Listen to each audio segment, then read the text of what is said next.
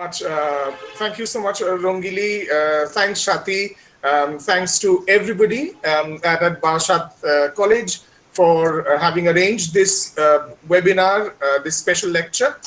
And when Shati had asked me to speak on, the relationship between men and patriarchy, she was very specific about it. She said that, I particularly wanted to talk about how men are affected by patriarchy. What do men think about patriarchy? Where do men stand with regard to patriarchy? Do men think about it at all? And I thought that was a very, very good approach, because usually when we think about patriarchy, we invariably have this idea of this very oppressive structure, which is absolutely true, by the way. We have this idea of this very oppressive structure that is oppressing women. And of course, a certain kind of women. So we are very specific about the kind of women that this structure oppresses. Now, before I go on to the to the nitty-gritty of exactly how this works, so basically what I would wish to do is to talk perhaps first about the way in which gender studies or women's studies think about patriarchy. I think that is very important. And the way in which it has been thought about for all these decades, and the way in which it continues to be thought about in sort of colleges and universities up and down the land, which is primarily of this sort of oppressive force that, as I said, as it oppresses women. Now, what that does is that while it is true, if you keep saying that very often, if you keep saying, patriarchy oppresses women, what that basically does is that it sends out covertly another message as well, which is not spoken about, but which is a message that men hear very clearly, which is that patriarchy oppresses only women. So what men do is they read the only into that particular sentence, and they say, oh, patriarchy oppresses only women. And so therefore the corollary of that is, if patriarchy oppresses only women, then if patriarchy does not oppress men, then patriarchy works for men, so then patriarchy is good for men. So that is the way in which men are conditioned to think, which is why whenever you offer a course in gender studies or women's studies, men don't sign up as a rule. Men don't sign up. It is overwhelmingly women who sign up for these gender studies classes, right? Not like that in Kolkata. I think in Kolkata I've had a fair number of men who have signed up for my new gender studies course, which I've been teaching since 2009. But I have noticed it whenever I have spoken at universities and colleges elsewhere, that the audience consists almost entirely of women. Men are not there.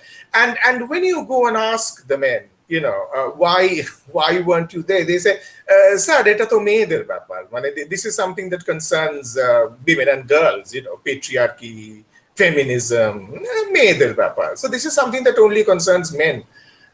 It doesn't concern me. So what this effectively does is that sort of teachers, and I'm going to hold the teachers primarily responsible for this, because they are, what the teachers do is that they basically repeat the same message, men bad, women sad. And if you keep on repeating this message of men bad, women sad, and men also, which is why this becomes so popular, because men also take some kind of pleasure in repeating that message, right? Because they keep talking about how women are raped and how women are oppressed and how women are beaten up. But subliminal in that conversation is, yes, we men have the power to rape women. Yes, we men have the power to beat up women. So do you see how this is working? On the one hand, men are saying, how sad that women are so oppressed. But they're at the same time saying, yes, but how fun that we can continue to oppress women. So patriarchy is working for us just fine. We don't have to worry about it at all. Now, what happens is that there are some men who this happened sometime in the 1980s. I haven't actually done the historical research on when this begins to happen, but definitely around the 90s or something. You certainly have the development of what is called men's rights groups, which is a preposterous formation. But you have these men's rights groups who basically say that, men are oppressed and, men need their rights as well. But there's a very crucial difference. They don't say that men are oppressed by patriarchy. Because if they had said that, then I wouldn't be sitting here doing this today. They do not say that men are oppressed by patriarchy. What they say is that men are oppressed by women. So then you have this very interesting discourse that the law of the land is on, it is biased towards women. And, whenever I have spoken to men who belong to the men's rights groups, I have asked them, okay, so why do you call yourself men's rights groups? Because you see, if you're not aware of men's rights groups, these groups tend to be incredibly patriarchal. Violently patriarchal, right? These groups are actually united by not only misogyny, which is very, very easy for us to understand, but also considerable homophobia. So therefore, what really happens is that you have these men's rights groups who are incredibly homophobic, who are incredibly misogynist, and all that they are basically saying is how men are discriminated against during divorce proceedings. So I don't call these organizations men's rights groups. I call them men stuck in uncomfortable divorces rights groups. That's what they are. Yeah. So there are tiny minority of men who are stuck in messy divorces. And they're very embittered because they find that the law is not, laying everything at their feet. Why the law is not laying everything at their feet? This is something that upsets them, because of course, when you are born male in a patriarchal society, you're automatically imbued with a sense of entitlement. You automatically assume that everything is going to automatically come to you. Yes, so you are entitled to everything that the world has to offer, and most importantly, you're entitled to the human beings that the world has to offer. More specifically, if you're a heterosexual man, you are entitled to the women that the world has to offer. So all women are potentially yours. Married, single, divorced, doesn't matter. It is yours for the choosing. You can choose whichever woman you wish to have sex with or you wish to fall in love with. It's yours. Which is why when men get rejected by women, they have such a tough time dealing with it. Bengali men, their way of dealing with rejection is to write poetry, which I think is a very good idea. But the North Indian man's way of dealing with rejection is to kill the woman. Yeah. So therefore, in Bengali we write poetry. In North India we kill women. So therefore, that is the way in which, and of course, we also make misogynist memes that we circulate amongst equally misogynist friends on WhatsApp, and we post them on Facebook, and we get lots and lots of likes. So basically what really happens is that men are born with a sense of entitlement, and suddenly when they realize that the world is not being laid at their feet, they are appalled that why is the world not laying everything at my feet? So that is about the men's rights movement, right? And so therefore what we really need to understand is that they still think that they think patriarchy is a good idea. Patriarchy should continue, and feminism is basically about a bunch of women who are, I don't know, I mean, they're just sort of angry. There will be men who are going to say, "Acha, mohila ra to ragi keno bujhi na," right?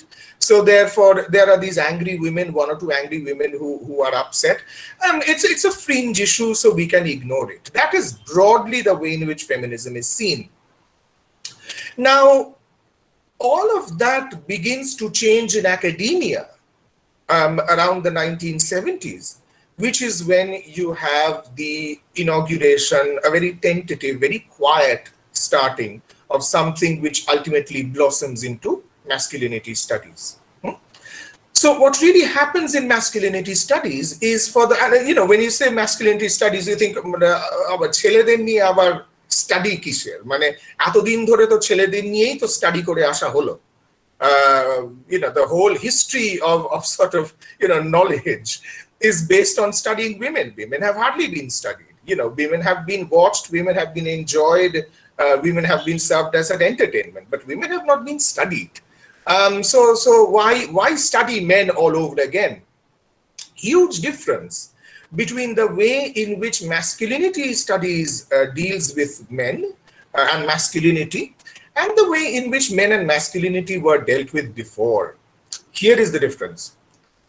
When men were studied before masculinity studies, they were not studied as men. They were studied as human beings. What masculinity studies does is that it forces us to look at men as gendered beings. Because before masculinity studies, men function in patriarchal society without being marked by gender, apparently.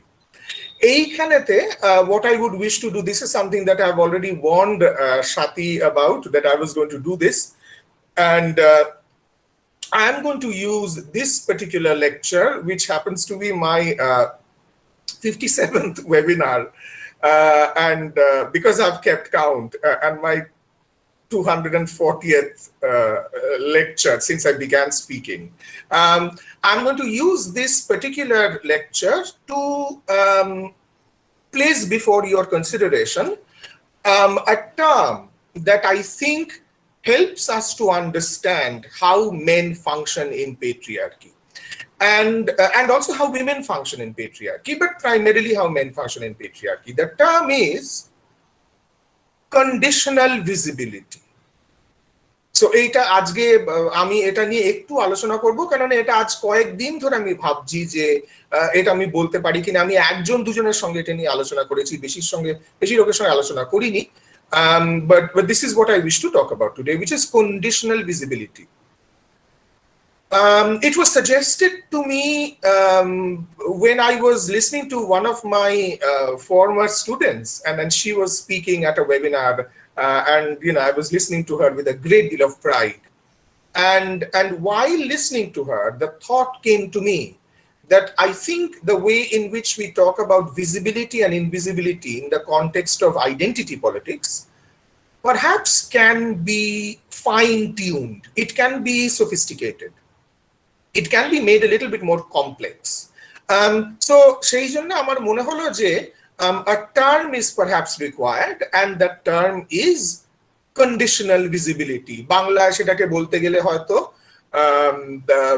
you know, and there are people who know Bangla, so who would be able to help me out in this, but you know, আমি যদি বলি কে দৃশ্যমান, হ্যাঁ, বা দৃশ্যমানতার ক্ষেত্রে শর্তাবলী প্রযোজ্য, দৃশ্যমানতার ক্ষেত্রে শর্তাবলী প্রযোজ্য. So there are terms and conditions that apply as to who is visible and how are they visible, and who is invisible and how are they invisible, এই আইডিয়াটা। So therefore আমি যেটা বলতে চাইবো আজকে একটু সময়, তারপরে আমি অন্যান্য আলোচনায় চলে যাব, সেটা হচ্ছে যে এই ভিজিবিলিটি ইনভিজিবিলিটির ব্যাপারটা, কাকে দেখা যায় কাকে দেখা যায় না, কি দেখা যায় কি দেখা যায় না। সো বেসিক্যালি যখন ফেমিনিজমের ক্ষেত্রে যখন আমরা বলি যে you know, women studies was necessary, gender studies was necessary because women were invisible. Men have always been visible, but women were invisible. এই কথাটা হয়তো অতটা সহজে বলা যায় না, because of the very simple reason that women have always been Not always. From the oh gosh, at least from the Renaissance onwards, women have been hyper visible from Renaissance onwards. তার মানে ওই শর্তাধীন দৃশ্যমানতা, why not, that is a good idea. শর্তাধীন দৃশ্যমানতা একদম. So therefore women are sort of, they began to be portrayed in the nude, and the paintings of women began to appear in which women appear in the nude. This actually begins to happen sometime from the sort of 17th century, 17th 18th century onwards, অনেকটা ভাবে, হ্যাঁ. So therefore এখানেতে আমি যেটা বলতে চাই ওই conditional ভিজিবিলিটির ব্যাপারটা, সেটা হচ্ছে যে women have always been visible, but women have been visible as bodies. That is what we have to keep in mind. is যে মহিলারা তো কিন্তু অবশ্যই মানে তাদের দেখা সব সময় যেত, তাদের বরঞ্চ একটু বেশি দেখা যেত, এখনো বেশি দেখা যায়, কিন্তু শুধু তাদের শরীরটাই দেখা যায়, তাদের শরীরটাই দেখা যায়, তাদের মস্তিষ্কের কাজ কিন্তু পিতৃতন্ত্র দেখতে দেয় না. That is the thing. So women's bodies are always going to be put on show. Women's minds or the intellectual labor of women would not be put on show. That would be consistently ignored. আর এটার কারণও আছে, কেননা ডেকার্তের সময় থেকে আমরা এটা দেখে আসছি. We have known this from the time of Descartes, that the schism between the mind and the body. So therefore the mind becomes male and the body becomes female. I mean, all of this, এগুলো নতুন করে বলার কিছু নেই. ফলে যেটা হয় যে the mind becomes associated with men and the body becomes associated with women. এবারে যে প্রবলেমটা সেখান থেকে তৈরি হয় সেটা হচ্ছে যে আমরা যখন গ্রিক স্ট্যাচুয়ারির কথা দেখছি, গ্রিক ভাস্কর্যের কথা যখন দেখছি, when we are looking at Greek sculpture, we find that there is a huge amount of nude men. Huge amount of nude men, right? Gods were invariably sculpted in the nude. In fact, মানে পরের দিকে যখন Roman এম্পারারসরা যখন নিজেদের স্ট্যাচুজ বানাতে শুরু করলেন, তখন if a Roman emperor dared to commission a statue of himself in the nude, people would start to whisper amongst each other, উনি নিজেকে ভাবেন কি, উনি কি নিজের একটা নিউড স্ট্যাচু উনি তৈরি করতে বলছেন, উনি নিজেকে কি ভাবেন, উনি কি নিজেকে ভগবান ভাবেন? So therefore nudity, or rather male nudity, একটু মনে রাখতে হবে, male nudity was associated with divinity. Male nudity was associated with divinity. তোমাকে যদি একটা নগ্ন পুরুষের দেহ, কিন্তু তার মানে হচ্ছে দেবতুল্য, দেবতাকেই একমাত্র নগ্ন দেখানো যেতে পারে, মানুষকে কখনো নগ্ন দেখাতে নেই। তার অনেক কারণও আছে যে physical, sort of nudity represents complete physical perfection. Human beings are not physically perfect, so therefore human beings cannot be shown in the nude, etc., etc. অনেকগুলো ব্যাপার আছে। তা যাই হোক, কিন্তু ব্যাপারটা হচ্ছে এটাই যে basically nudity of men in Greek times was not concerned with the body in itself. The body was there, but the body represented other abstract qualities: bravery, courage, intellect, wisdom, এইসব. It wasn't about the body. যখন আমরা 16th সেঞ্চুরিতে চলে আসি, যখন রেনেসাঁসের সময় চলে আসি, তখনও কিন্তু এই একই ধারণা কিন্তু আবার রিভাইভ করা হয়। হ্যাঁ, মিকেলঅ্যাঞ্জেলো ডেভিড বানাচ্ছেন, ডোনাটেলো ডেভিড বানাচ্ছেন, চেলিনি ডেভিড বানাচ্ছেন। ফলে সেখানেতে কিন্তু মেল নিউডিটি কিন্তু আবার সেখানে রিভাইভ হচ্ছে। During the Renaissance, there is a revival of male nudity. কিন্তু আবারও সেখানেও কিন্তু ব্যাপারটা একটু কমপ্লিকেটেড হয়ে যাচ্ছে, কেননা যেসব আর্টিস্টরা মেল নিউড স্ট্যাচুস তৈরি করছে তারা আবার they also tend to be homosexual, সেদিকে আমি পরে হয়তো যেতে পারি। কিন্তু ব্যাপারটা হচ্ছে যে কিন্তু ওই the male nudity is not about the body, মানে it's very strange, মানে it shows the body but it isn't about the body. However, female nudity is always and only about the body, বাংলায় যেটাকে বলে দেহ সর্বস্ব, শরীরের বাইরের কিছু দেখবার দরকার নেই। ফলে এইখানেতে ওই অবজেক্টিফিকেশনের ব্যাপারটা চলে আসে, যে even a male nude is never objectified, কিন্তু but a female nude will invariably always be objectified. তার মানে ওই কন্ডিশনাল ভিজিবিলিটি, কন্ডিশনাল ভিজিবিলিটি টার্মটা যে একেবারে আমি নিজে ইনভেন্ট করেছি তা নয়, I wish I could but I didn't. Conditional visibility already exists in this world, কিন্তু কন্ডিশনাল ভিজিবিলিটিটা প্রযোজ্য হয় basically in the context of the internet. It basically applies to the internet. Yeah.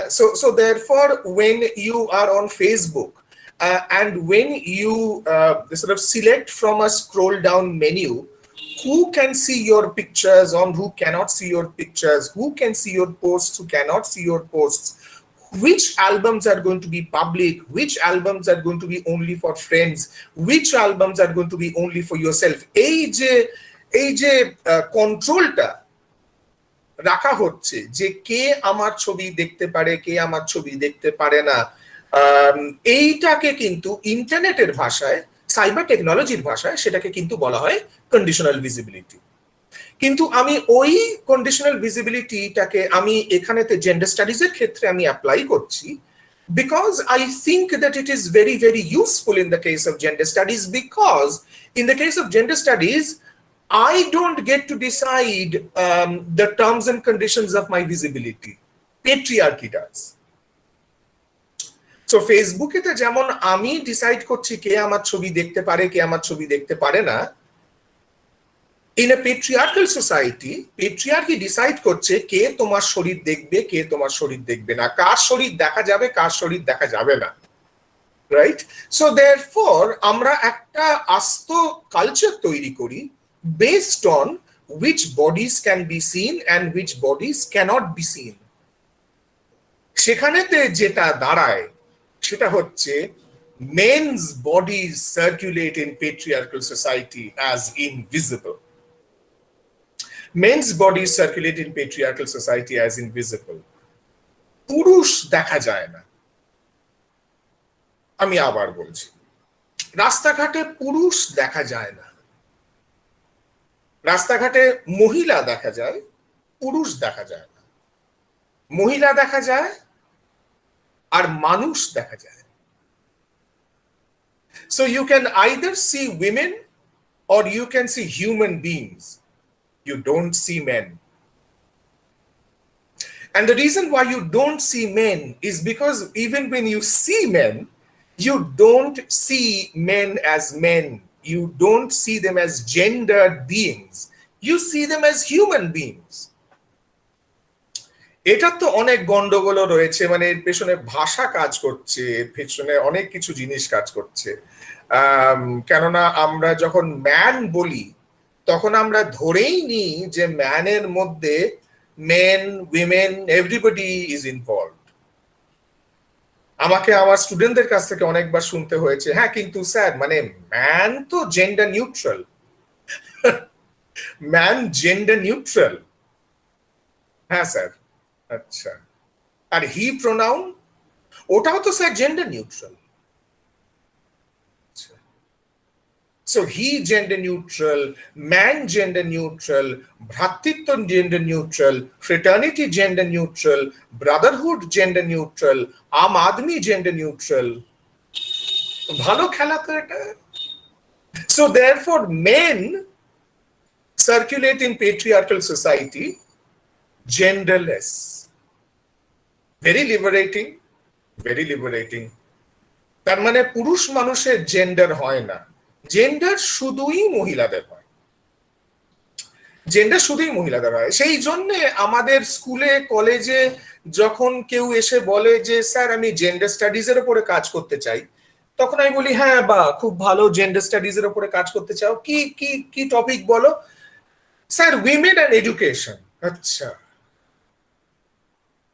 আচ্ছা। আর তুমি? স্যার আমিও জেন্ডার স্টাডিজ এর উপরে কাজ করতে চাই। আচ্ছা আচ্ছা। তোমার টপিক কি? Sir women and employment. আচ্ছা। আর তুমি? আমিও জেন্ডার স্টাডিজ। আচ্ছা, তোমার কি? Sir women and public buildings. আচ্ছা। তো তোমরা যে কজন জেন্ডারের উপরে কাজ করছো সবাই উইমেনের উপরেই কাজ করছো, তাই তো? হ্যাঁ স্যার।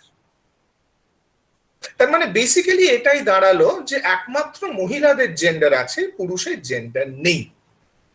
এই কথা কিন্তু দুঃখ এটাই হয় যে এই কথা যখন ফেমিনিজমও বলে, তথাকথিত feminism, so called feminism, when it speaks this language that only women have gender and men are gender free, unfortunately they don't understand that when they say this or when they act like this, they are completely supporting patriarchy.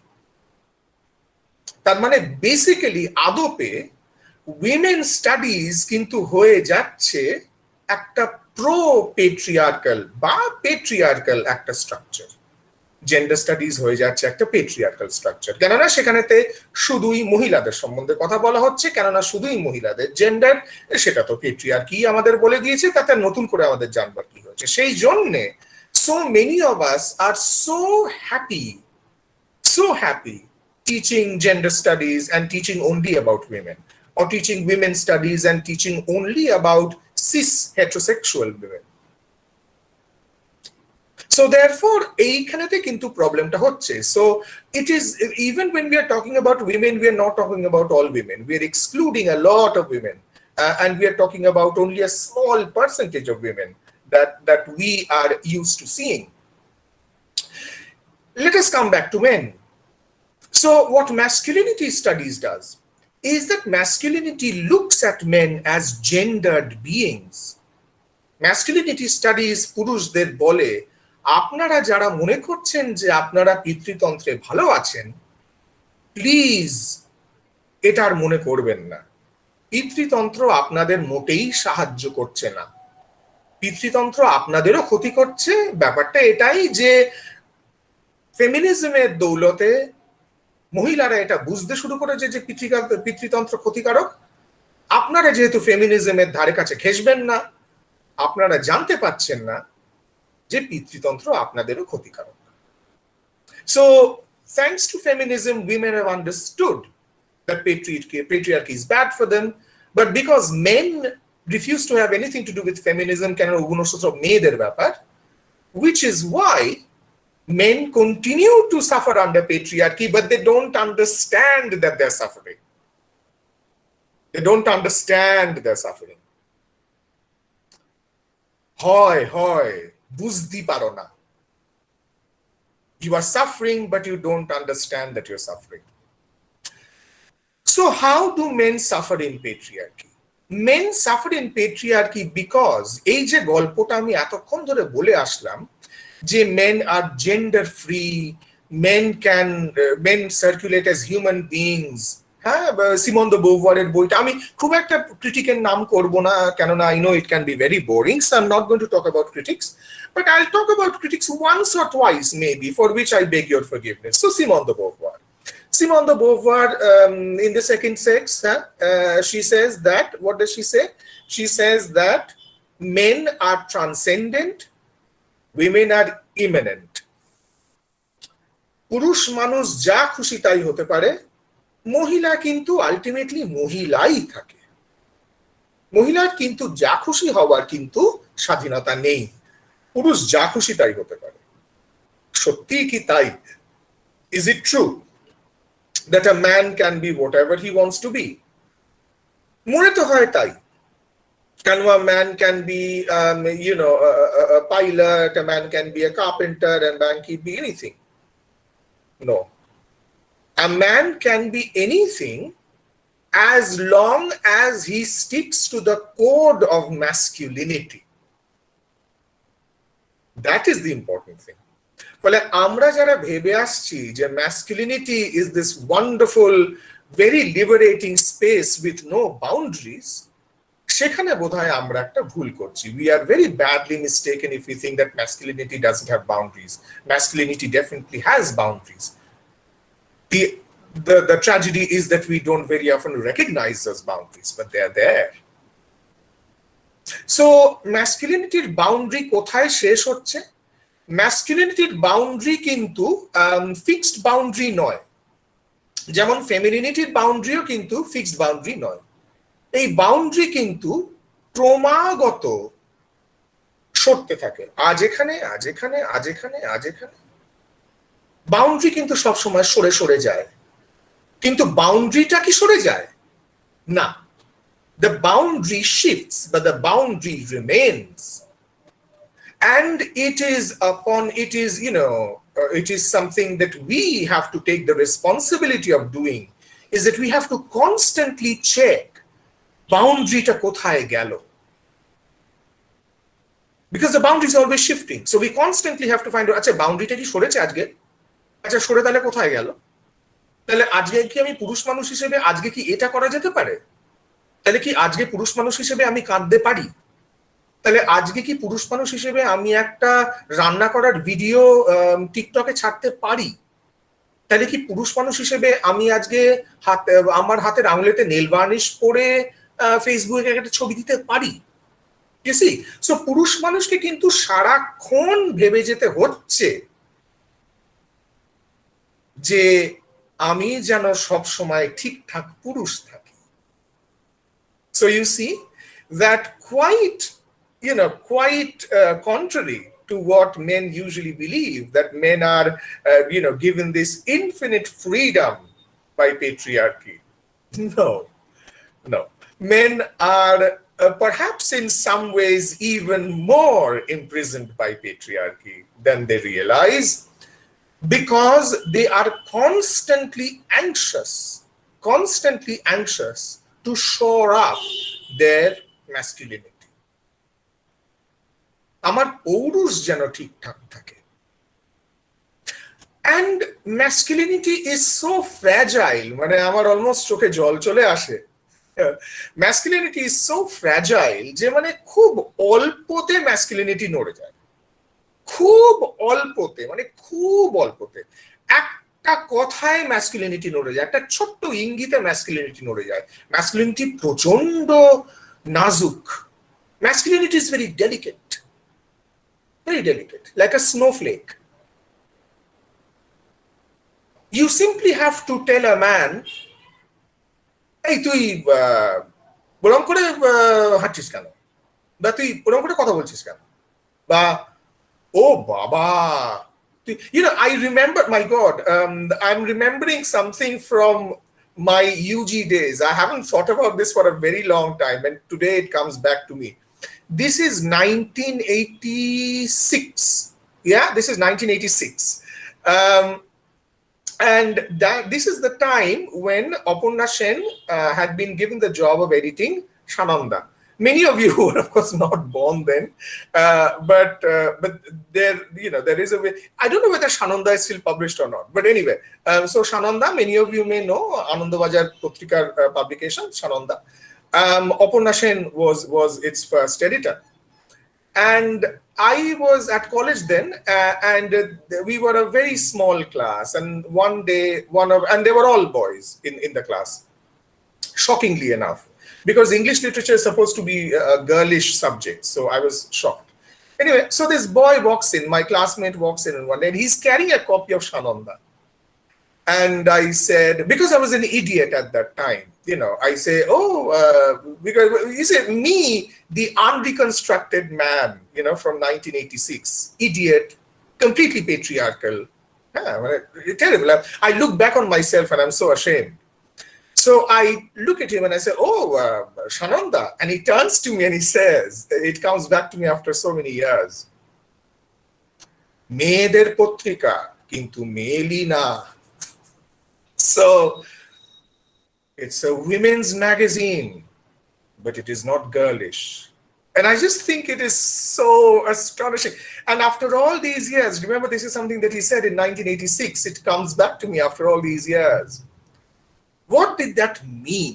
what does it mean for a man carrying a copy of a women's magazine and then to have to justify it by saying, yes, it is a women's magazine, but it is not womanly. So I'm trying to understand this very, very carefully. What is it that makes being a woman okay, but being womanly not okay? A difference আমি বুঝবার চেষ্টা করছি. So to be a woman is okay. You can be a woman, but you can't be womanly. What is to be womanly? Yes. So therefore, that I think can be used as a test case to see how insecure men are. Is আমি আমার হাতে কি magazine আছে তার ভিত্তিতে কিন্তু আমার পৌরুষ একটু নড়ে যেতে পারে. Yes, my masculinity can be rendered unstable simply by carrying a magazine in my hand. Wow. So what we really have to therefore look at is masculinity is very, very fragile. Kintu patriarchy will always do something and tell you something else. Patriarchy is a magician. Korbe ek, bolbe arak. Yeah. So patriarchy will tell you that India is witnessing a wonderful resurgence in economic sector when India is actually going down the drain. Patriarchy will tell you that India has defeated the coronavirus when there are dead bodies piling up all across the land, right? That is patriarchy basically. You know what I'm saying. Okay. So what patriarchy tells men is that masculinity is about strength, it's strong. And men, my God, they swallow that lie and they try to be strong. And oh my God, the amount of pain that they have to suffer to be strong is tragic and much more necessarily unnecessary. এত কষ্ট করার কোনো দরকার নেই, এত কষ্ট করবেন না. But that is something which men don't understand. Men feel that they have to put themselves through suffering because mard ko dard nahi hota.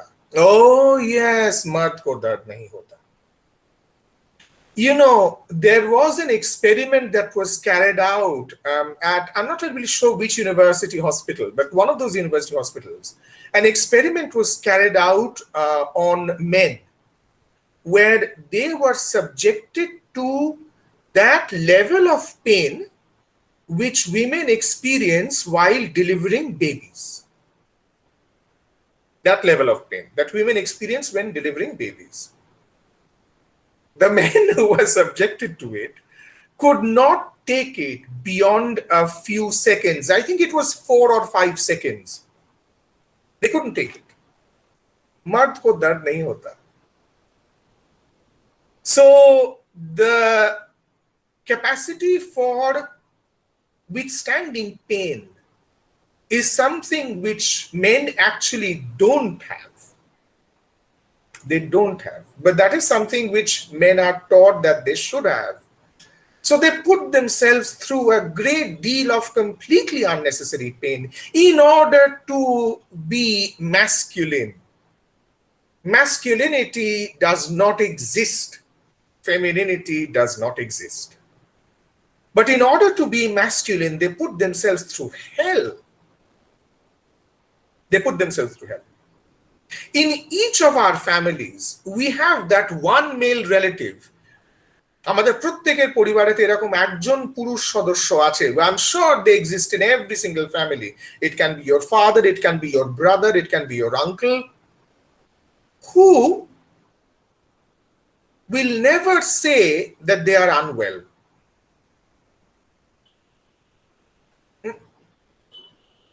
আপনার শরীর খারাপ করছে না তো? So therefore, you know, কেননা সে তো পুরুষ, পুরুষের তো শরীর খারাপ করে না, পুরুষের তো শরীর অসুস্থ হয় না. So therefore there is this sense that আর তাছাড়া পুরুষের শরীর খারাপ করবেই বা কেন, কেননা পুরুষের তো শরীর নেই। men don't have bodies, শরীর থাকলে তো শরীর খারাপ করবে। শরীর খারাপ তো মেয়ে মানুষদের হয়, ওদের তো শরীরই আছে, আজকে ওখানে ব্যথা লাগছে, কালকে ওখানে ব্যথা লাগছে। আমরা দাদা পুরুষ মানুষ, আমাদের তো শরীরকে শরীর জ্ঞান করি না। এক্স্যাক্টলি শরীরকে শরীর জ্ঞান করুন। But that is something which patriarchy teaches us not to do. So patriarchy teaches men to be internally and externally destructive. Destroy. So you destroy other people, ভাঙো, চোরো, খুন করো, লাঠিপেটা করো, আগুন লাগাও, রেপ করো, because that is what masculinity is, they should be about. And much more importantly, যদি কেউ বলে না দাদা কি বলছেন, মানে ছিছি, মানে মানে সব পুরুষে কি এরকম মানে রেপ টেপ করে নাকি, মানে নীলাদ্রি বাবু আপনি মানে সত্যি এটা বাড়াবাড়ি হয়ে গেল। ট্রু, আমি তো এমনি বাড়াবাড়ি বলি। That is about the external destruction. But what patriarchy also teaches us is internal destruction. Patriarchy tells you to destroy your lungs. পুরুষ মানুষ হয়েছেন, সিগারেট খাবেন না? Dude, what kind of a guy are you that you don't smoke? I have had my friends ask me like it's a medicine. I've had my friends who ask me, actually, Niladri, why don't you smoke? Why don't I smoke? So basically the question is, why don't you inhale poison? Taito? Maybe because it's bad for me? Maybe why? Niladri, why don't you drink? Maybe because I don't want to damage my liver? Maybe that is why. এখানেতে there are going to be some women who are going to say, হ্যাঁ কিন্তু sir দেখুন, মানে এখানেতে মানে আপনি যতই পেট্রিয়ার্কিকে গালাগাল দিন, no matter how much you talk against patriarchy, এই ক্ষেত্রে তো পেট্রিয়ার্কি একটা খুব ভালো কাজ করেছে। কি ভালো কাজ করেছে? দেখুন পেট্রিয়ার্কি তো বলে যে মহিলাদের সিগারেট খাওয়া, মদ খাওয়া খুব খারাপ। Right. Why does patriarchy have a problem, not in other countries, but especially in India, and that too in sort of, Bengali Hindu households? Why do, and in households of some other religions as well, why does patriarchy have a problem with women smoking and drinking? So it means that patriarchy loves women, right? Patriarchy মহিলাদের প্রতি প্রচন্ড ভালোবাসা আছে। No. Patriarchy does not want women to smoke and drink because patriarchy wants to preserve the body of women as good machines in working order so that they can reproduce children which will continue patriarchy. Baby producing মেশিনটা যাতে ঠিকঠাক চলে, সেই জন্যই patriarchy বলে যে মহিলাদের মদ খাওয়া উচিত নয়, সিগারেট খাওয়া উচিত নয়, এটা খাওয়া উচিত নয়, ওটা খাওয়া উচিত নয়, so that the machine can work in good order. So therefore, what men really need to understand is that patriarchy is incredibly harmful to men. Incredibly harmful to men. There are so many examples of that. কয়েক বছর আগে, some years ago, when there were a series of motorcycle accidents in Kolkata, the police became very strict about wearing of the helmet. Now though people don't care anymore. Police became very strict about the wearing of helmets, and bikers were being stopped randomly and they were being fined and everything. And I was passing by a petrol pump. একটা petrol পাম্পের পাশ দিয়ে আমি যাচ্ছিলাম, আর সেখানেতে একজন সে বাইকে করে এলো, আর petrol পাম্পের ওখানে আরেকজন পুরুষ মানুষ দাঁড়িয়ে ছিল। একজন পুরুষ মানুষ সে বাইকে করে এলো, তার মাথায় হেলমেট। না, যে পুরুষ মানুষটি বাইরে দাঁড়িয়ে ছিল, সে যে পুরুষ মানুষটি বাইকে বসে রয়েছে তাকে বলছে, ভাই তুইও helmet পরলি। And that struck me, যে ভাই তুইও হেলমেট পরলি ভাই। So when he said, ভাই তুইও হেলমেট পরলি ভাই, what does that mean? It means that if you are wearing a helmet, which means you are taking care of your head. If you're taking care of your head, then you are not a man anymore, because a true man, let me tell you the definition of a true man. A true man is somebody who destroys his liver by drinking, somebody who destroys his lung by smoking, somebody who breaks his bones by fighting with other men, and somebody who cracks his skull after a motorcycle accident because he's not wearing a helmet and dies. That is a true man.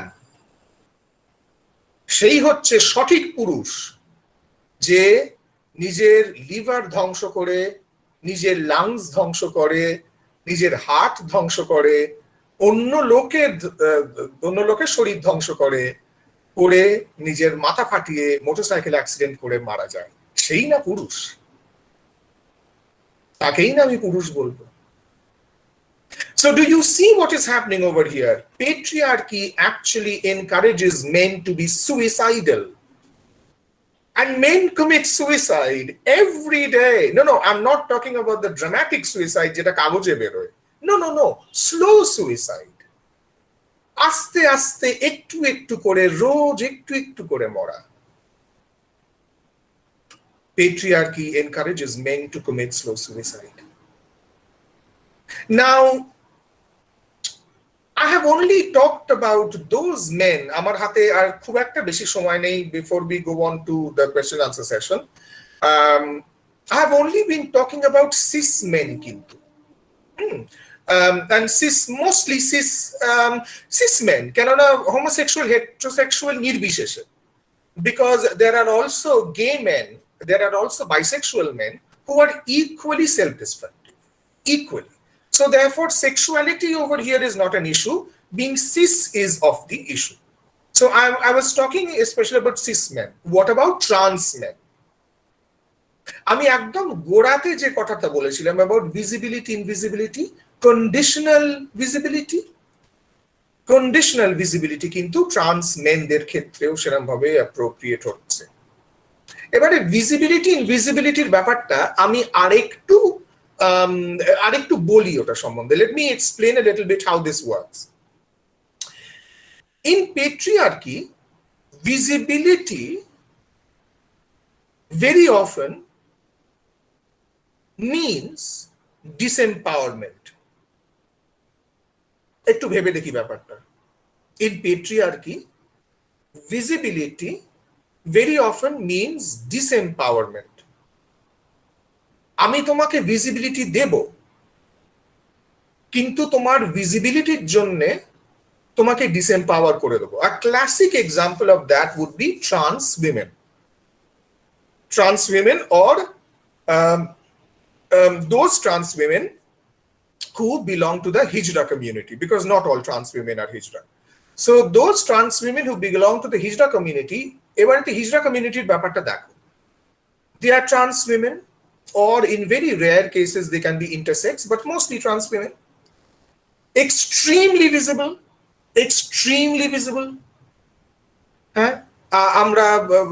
We are very conscious whenever a person of the Hijra community comes in front of us. We are very conscious.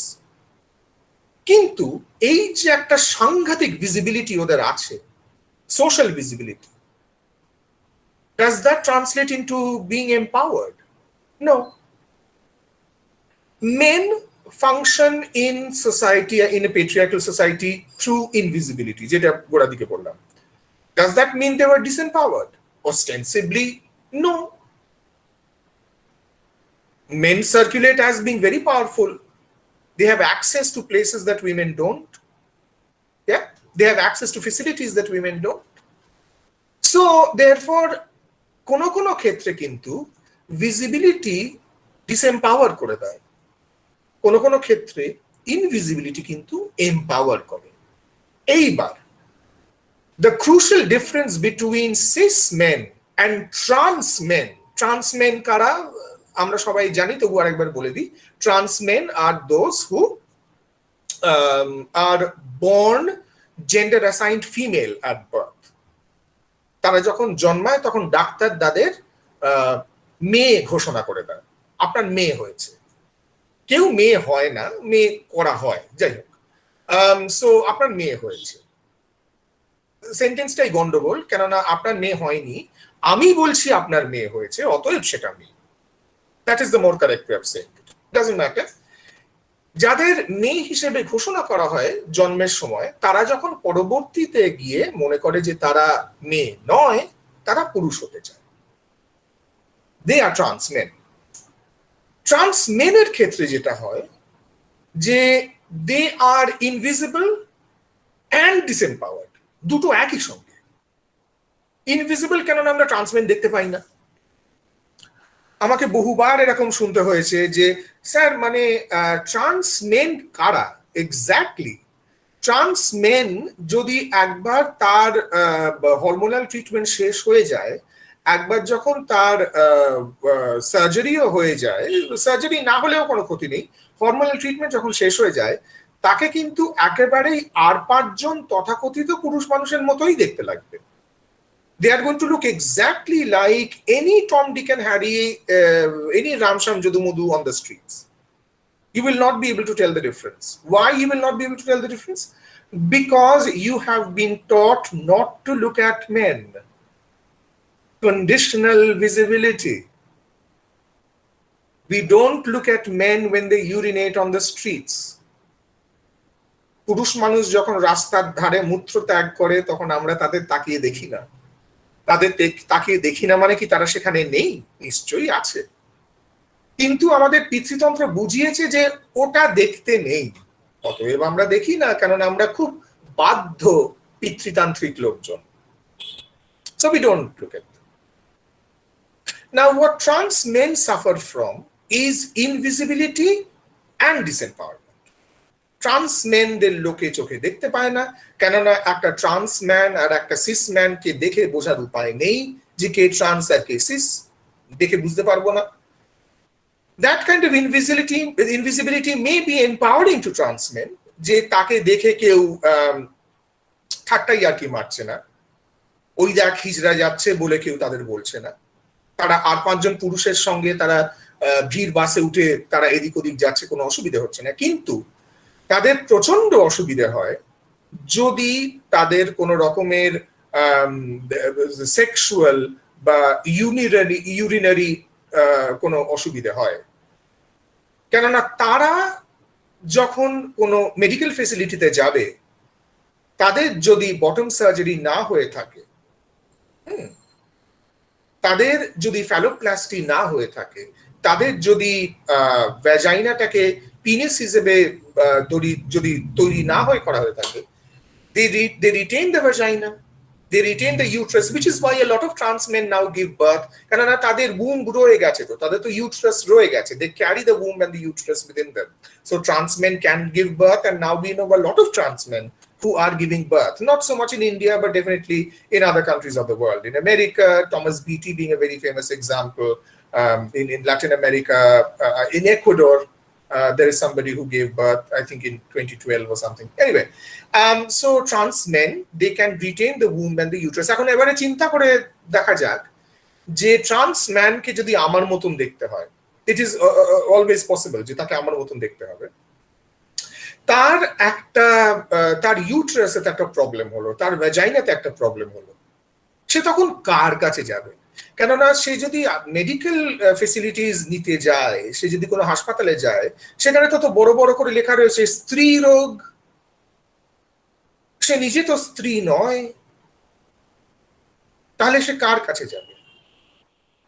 তাহলে কি সেই রোগটাকে সে পুষে রাখবে? সেই রোগেতে সে কি কষ্ট পাবে?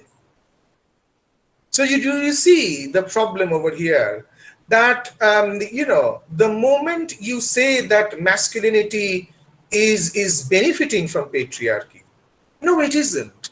Masculinity is suffering enormously from patriarchy. Cis men are suffering under patriarchy. Trans men are also suffering under patriarchy. All men are suffering under patriarchy. So the sooner we realize this, I think the happier we will be. And we will learn that feminism is not just about women.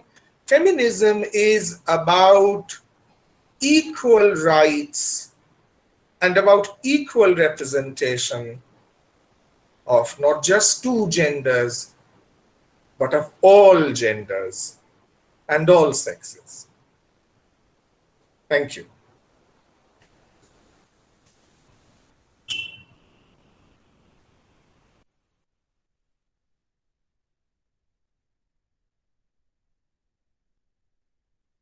Niladri, that was so wonderful, and you've kind of kept your word. It was 1 hour on the absolutely on the clock, and yet you have kind of mentioned things which we did not expect. That's one. We did not expect you to be talking about particularly what you said you're going to do a test drive on, which was the conditional visibility, and uh, and it is being so we have to take, if there are questions, I would like to hold off mine, but just very briefly, you have been speaking about conditional visibility from uh, point of introduction where that was there, and you have very right, pointed out what we were discussing, just you and me, that gender studies and the entire topic, and men, and there are 8 men among these 80 women who had signed up for today's talk. So 8 almost, I think. I hope that is not the maximum number. Maybe 1 or 2 have increased since then. And uh, I was hoping you would talk about the trans men and trans women. So something I did hear you speaking about once before in Sharada, and I was hoping you would bring that up. But I think we will. I will talk about. We will talk about the conditional visibility a little later, unless there are other questions and other observations from the members of the audience. So I will open the session up for questions. Even Yes. if the students, I would encourage the students, because I understand, and both of us understand, and that for them, they are still trying to, come to terms with what they have heard, certain very blatant truths uh, on their face. So even if they cannot really formulate a question, even if they could share their views with you taking it up, that also would be very encouraging, because all of us, that what we are trying to do is sensitize, as the word goes, and they responding in whichever manner would be a part of sensitization. So, so I will open it up for them, from the students or anybody in the from the members of the audience, whoever would like to speak, whoever would like to put forward a question. Most of your The floor is open for you. You may write it in the chat box. Shubhajit had so very nicely kind of pointed out that it is. That is a great. Yeah. Yeah. Shortadhin Drishyamanata is brilliant. So Yes, I will. It's very good. so, Shubhajit, even you, if you have anything to say, obviously you've been listening very attentively. And if there is anybody else. But Shati, you can. I mean, invariably, I've noticed it. You've noticed it because we are all veterans of this circus.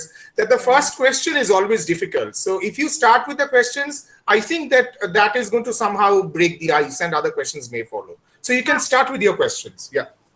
okay. No, I was just hoping any of them would, but yeah, I could always go for it because, Yeah. You uh, start. You start. yeah, I was just wondering that, and it might just, that the visibility and the empowerment bit of the trans women that you were Hmm. talking about, Hmm. and the and of course we are talking about visibility and how they are very visible. But I was just also thinking, Niladri, isn't it not really being visible, but being on a performance, because they are not really visible as human beings. They are performing a role uh, which has been ascribed to them by the situation that is there, which is prevailing. Because I'm sure that's not they, um, as they are as individuals. So I was thinking it is perhaps more performative. Would you agree? Rather than being visible actually in society? Yeah, oh, absolutely. I think that what we really, yeah, perfectly good sort of point at which to sort of begin this post-talk discussion. Um, Except for the fact that one really has to understand which one of us is not performing, right? So therefore, we are all performing. Cis men are constantly performing. Cis women are constantly performing. So therefore, what we really have to understand is that when I talk about visibility, it is exactly the kind of visibility that existentialism talks about. Is that you don't exist until you perform. Your performance grants existence to you. And that is something which I really find is applicable to absolutely everybody. It is another matter, Shati, that you don't realize that you are constantly performing the role of a woman. I am constantly performing the role of a man. So our performance has been so sort of naturalized, as it were. Not naturalized, because I mean the no it's true, the way in which our performances have been naturalized. The trans performance still remains peculiarly unnatural. So therefore we don't notice the fact that we are performing, but we are definitely performing. So it is about the gradations of performance, which performances are noticed and which performances are not noticed. So therefore, when in a film you've got the backing dancers, they are dancing too, but it is just that we don't notice the backing dancers. We are only noticing the hero or the heroine or the person who's doing the item number. So therefore we are all performing. It is about which performances get noticed and which performances are not noticed. So that Yeah, I do think that's a very, very valid way. we are all we are all Yeah, puppets on a string. that is true. We are all Can I performing. just butt? Yes, Yeah. yes, So Rongili, yeah. it's just that I'm just as a passing comment. It's just taking Shati's point. I don't think she was. I couldn't hear her very well, but I don't think she only meant performance. I think she was, and also you talked about that. It's foregrounding the performance in a particular manner. I think that is what I don't know. That's what I have deciphered. Okay, from what you said, is it that what you mean? Foregrounding it in a certain way, which we are not used to look at. We are not used to seeing this in our day-to-day, I mean, everyday life. Is it that? Because you are talking about back dancers and heroes and heroines. So is it foregrounding in a particular manner? Well, again, another very important intervention. No, it isn't, because you see, all of us have grown up, sort of meeting members of the Hijra community, every single one of us. So it's not as though we grow up one day and we suddenly find members of the Hijra community. It's always been there. But we have been taught that there is a difference between the way in which a woman acts and the way in which a trans woman acts, or a person of the Hijra community acts. So it isn't that the society foregrounds it. It is that we have been trained to pick out certain kinds of performances for special attention and ignore other performances. And what is interesting is that, I'm sure there may be some in the audience itself who have, while traveling on local trains in the good old days, or in whatever sphere of life, they may have become friends with members of the Hijra community. Now, the interesting thing is that once you become friends with members of the Hijra community, suddenly over a period of time, you don't notice that performance of gender as in any way being extraordinary, because your eyes have been accustomed to the way in which they they speak, or the way they clap. It's become naturalized to you. So it is all about the way in which we have been trained to pick out certain performances as odd and not the others. So it's our way of seeing. Yes, yes. Anyway, we can talk about this Yeah, later. yeah. It's not only the society's projection part that I was talking about. I Oh, was it's not. also talking Well, about no, any it's not only.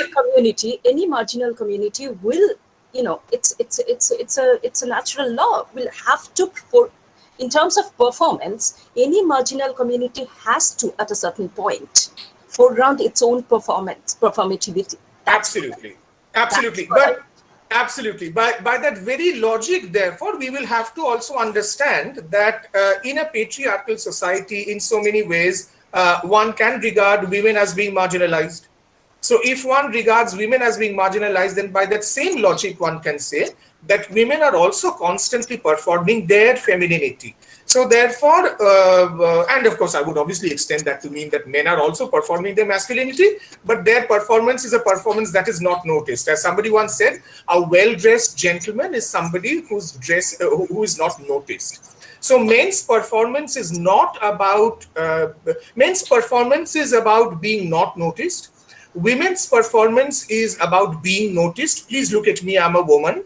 And by that same token, you could very well say that, the trans woman, or the, not the trans woman, but the member of the Hijra community, their performance can very well be about, look at me, I am a member of the Hijra community. So that could very well be true. But like I said, it's about gradation.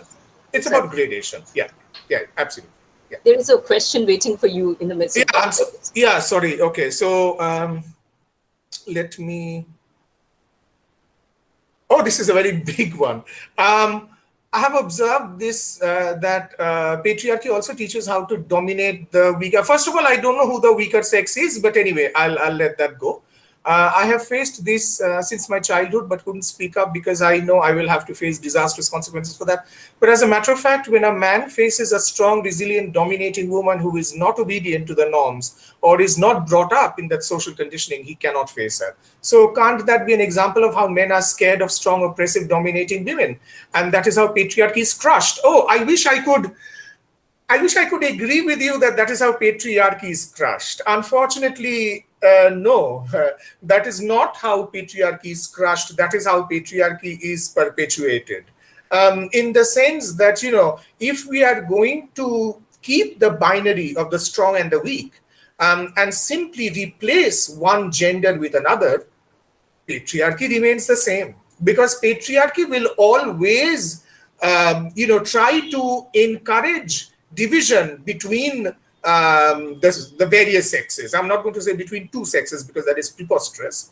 Between various sexes, patriarchy will constantly try to maintain this kind of hierarchy. So there is a kind of benefit. Many of you may have seen this poster that used to do the rounds of Facebook some years ago, supposedly a saying by William Golding, who said, I don't agree that men are equal to, I don't agree that women are equal to men. Women are far superior to men, and all of that rubbish. And there are women who are going to, sort of share it and post it, and there'll be lots of thumbs up, like, yeah, women are better. Sorry, that's patriarchy again. Because what patriarchy does is that, this is something that I have just been telling a friend of mine, that, patriarchy is all about competition. Okay, I'm going to repeat this again. Patriarchy is all about competition. It's about আমি তোমার থেকে বেশি ভালো, বেশি শক্ত, বেশি শক্তিশালী, বেশি সুন্দর, বেশি intelligent. So therefore, patriarchy will constantly foster competition. Now, if sexes fall into that same competitive line of thinking, then guess who becomes ultimately happy? patriarchy. So therefore, what we really have to stop is we have to stop being in competition with each other. As one of my long lost but very dear feminist friends who is teaching at I think she's still there at University of California. Santa Monica, if I'm not mistaken. But Pia Chatterjee. So I would just like to mention her by name. And Piyadi had posted something on Facebook many years ago, but it had such an effect on me that I still remember it. And Piyadi had posted on her Facebook this status message in which she said, I am not in a competition with you. I hope we can all make it. After all these years, that line has not left me. I am not in a competition with you. I hope we can all make it. That is feminism. আমরা সবাই যেন একসঙ্গে ভালো থাকতে পারি। আমি চাই না তোমার থেকে বেশি ভালো থাকতে। আমি চাই না তুমি আমার থেকে খারাপ থাকো। So therefore, this was a very long-winded answer to a fairly simple question. But no, that is not the way to crush patriarchy. Patriarchy would be crushed if the woman that this supposedly weak man marries, she holds the weak man by the hand and says, তুমি আমরা কিন্তু একে অপরের বন্ধু, আমরা কিন্তু একে অপরের শত্রু নই, আমি কিন্তু তোমার সঙ্গে যুদ্ধ করতে আসিনি, আমরা বন্ধু সম্পর্ক তৈরি করতে পারি। তুমিও কোনো সময় শক্ত হও, আমিও কোনো সময় শক্ত হই, তুমিও কোনো সময় দুর্বল হও, আমিও কোনো সময় দুর্বল হই। So if that can be done, I think that is when patriarchy will be defeated. But thank you for your question.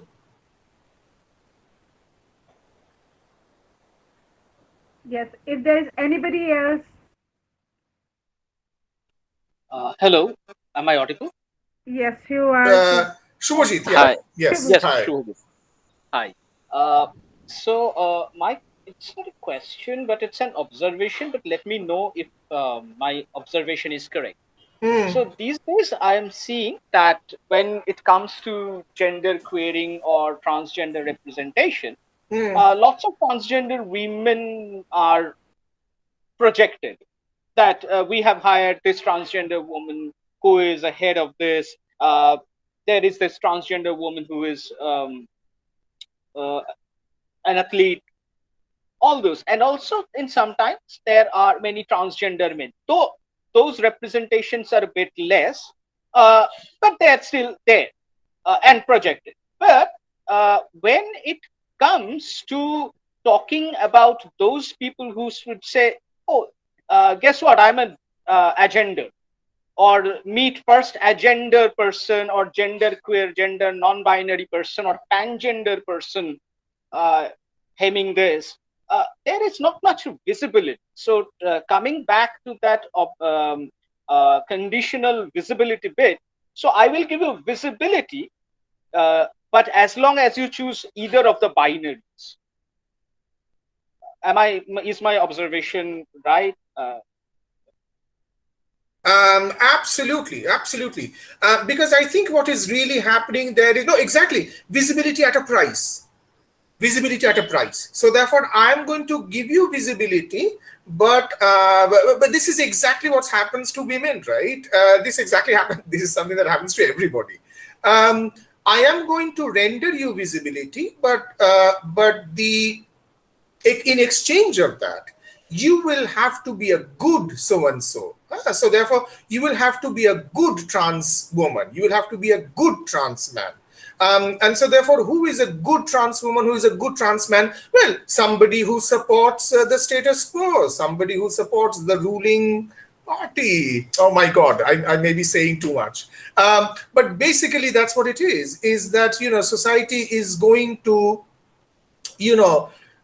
grant you a lot of prestige, and it's going to make you, head of committees and all of that, if you are a good trans person. And a good trans person is somebody who's not going to protest against the government, somebody who's going to always toe the line of the ruling party. So yes, it is visibility at a price, and that's a very high price. So Shubhajit, you're absolutely right. Mostisha, very nice to see you. Mostisha used to be my student at Kollani. Sir, don't you think toxic masculinity, like suppression of emotions, also functions in women to a great extent? Well, when it functions in women, of course, I'm not going to call it toxic masculinity. But I think what Mostisha, what you really have to understand is that patriarchy patriarchy কিন্তু আমাদের সবাইকেই বলে চুপ করে থাকতে. That is something that we don't understand. You know, we think that only women are asked to keep quiet. No, men are also asked to keep quiet. You know, if you look at the case of Father Stan Swami and the way in which he died, for example, if you look at the way in which there are so many men, there are definitely women there, men and women, yes, who are languishing in jail right now. And the reason why they're languishing in jail is because they have spoken out.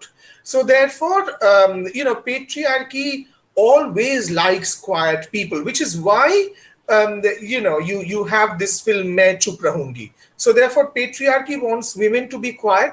Patriarchy wants men to be quiet. But the only time when patriarchy wants men and women to speak up is in support of the state, in support of the government, and to sing the national anthem. That is when patriarchy will definitely want you to speak up. But to speak against the government, to speak against the state, no, suppress. So therefore, it isn't about the suppression of emotions as such. It is about the suppression of thoughts as well.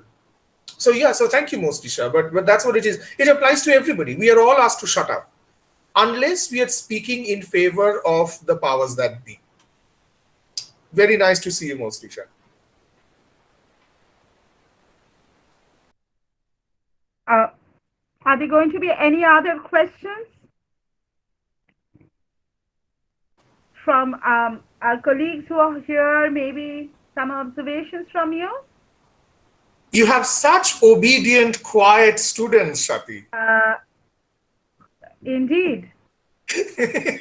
Yes, indeed. Shati, it would be better if you write something in the message box, because you are barely audible. At least to me. Niladri can hear. No, I can hear Shati just fine, but maybe there's a there's a problem with. So Shati, you can write something in the box. Yeah.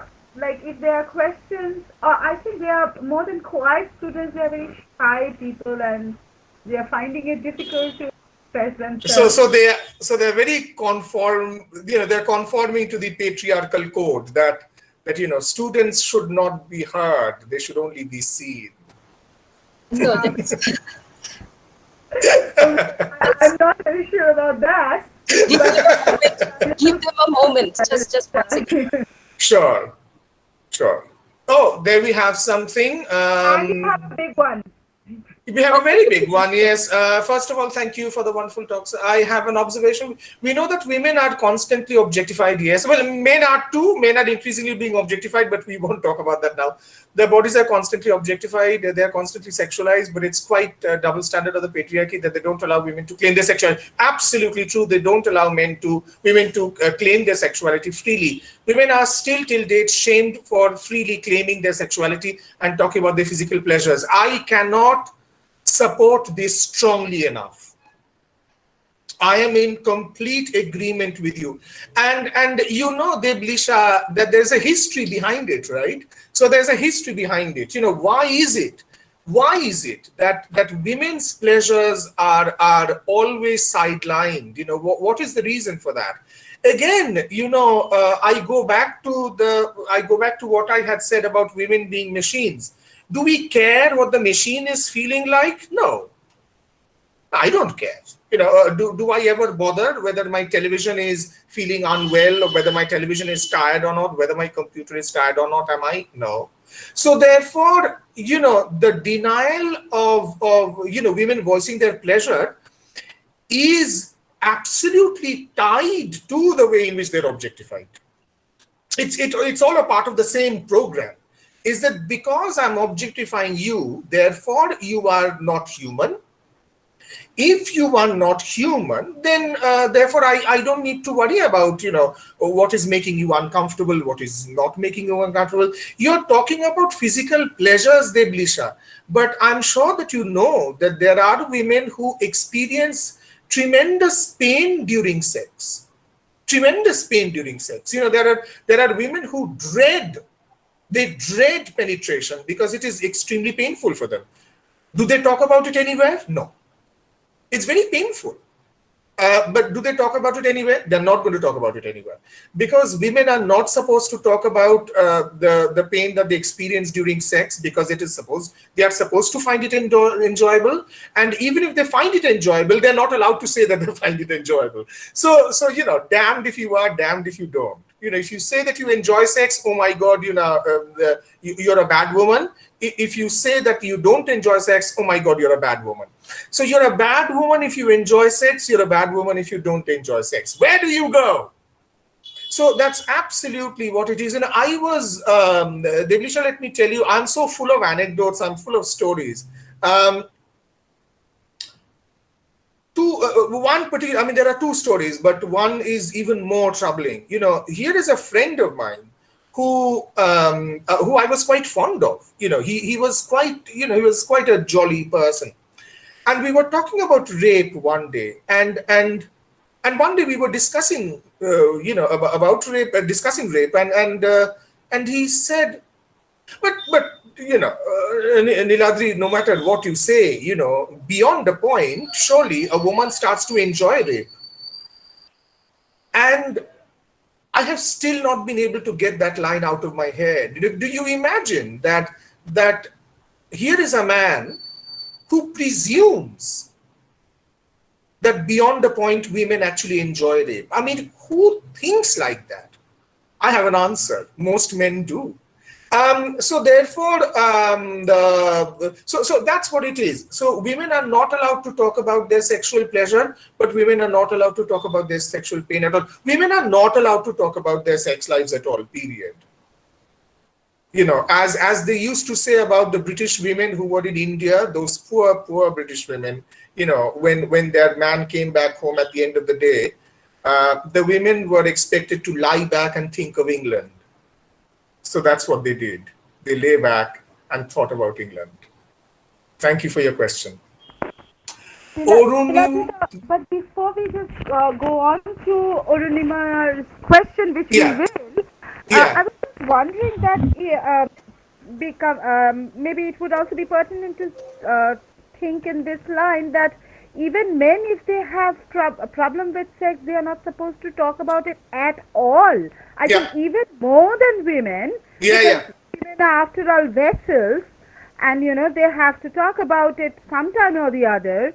But men with sexual problems is something almost beyond taboo. You can't even think about it. You can't even think about it. Absolutely, completely agree.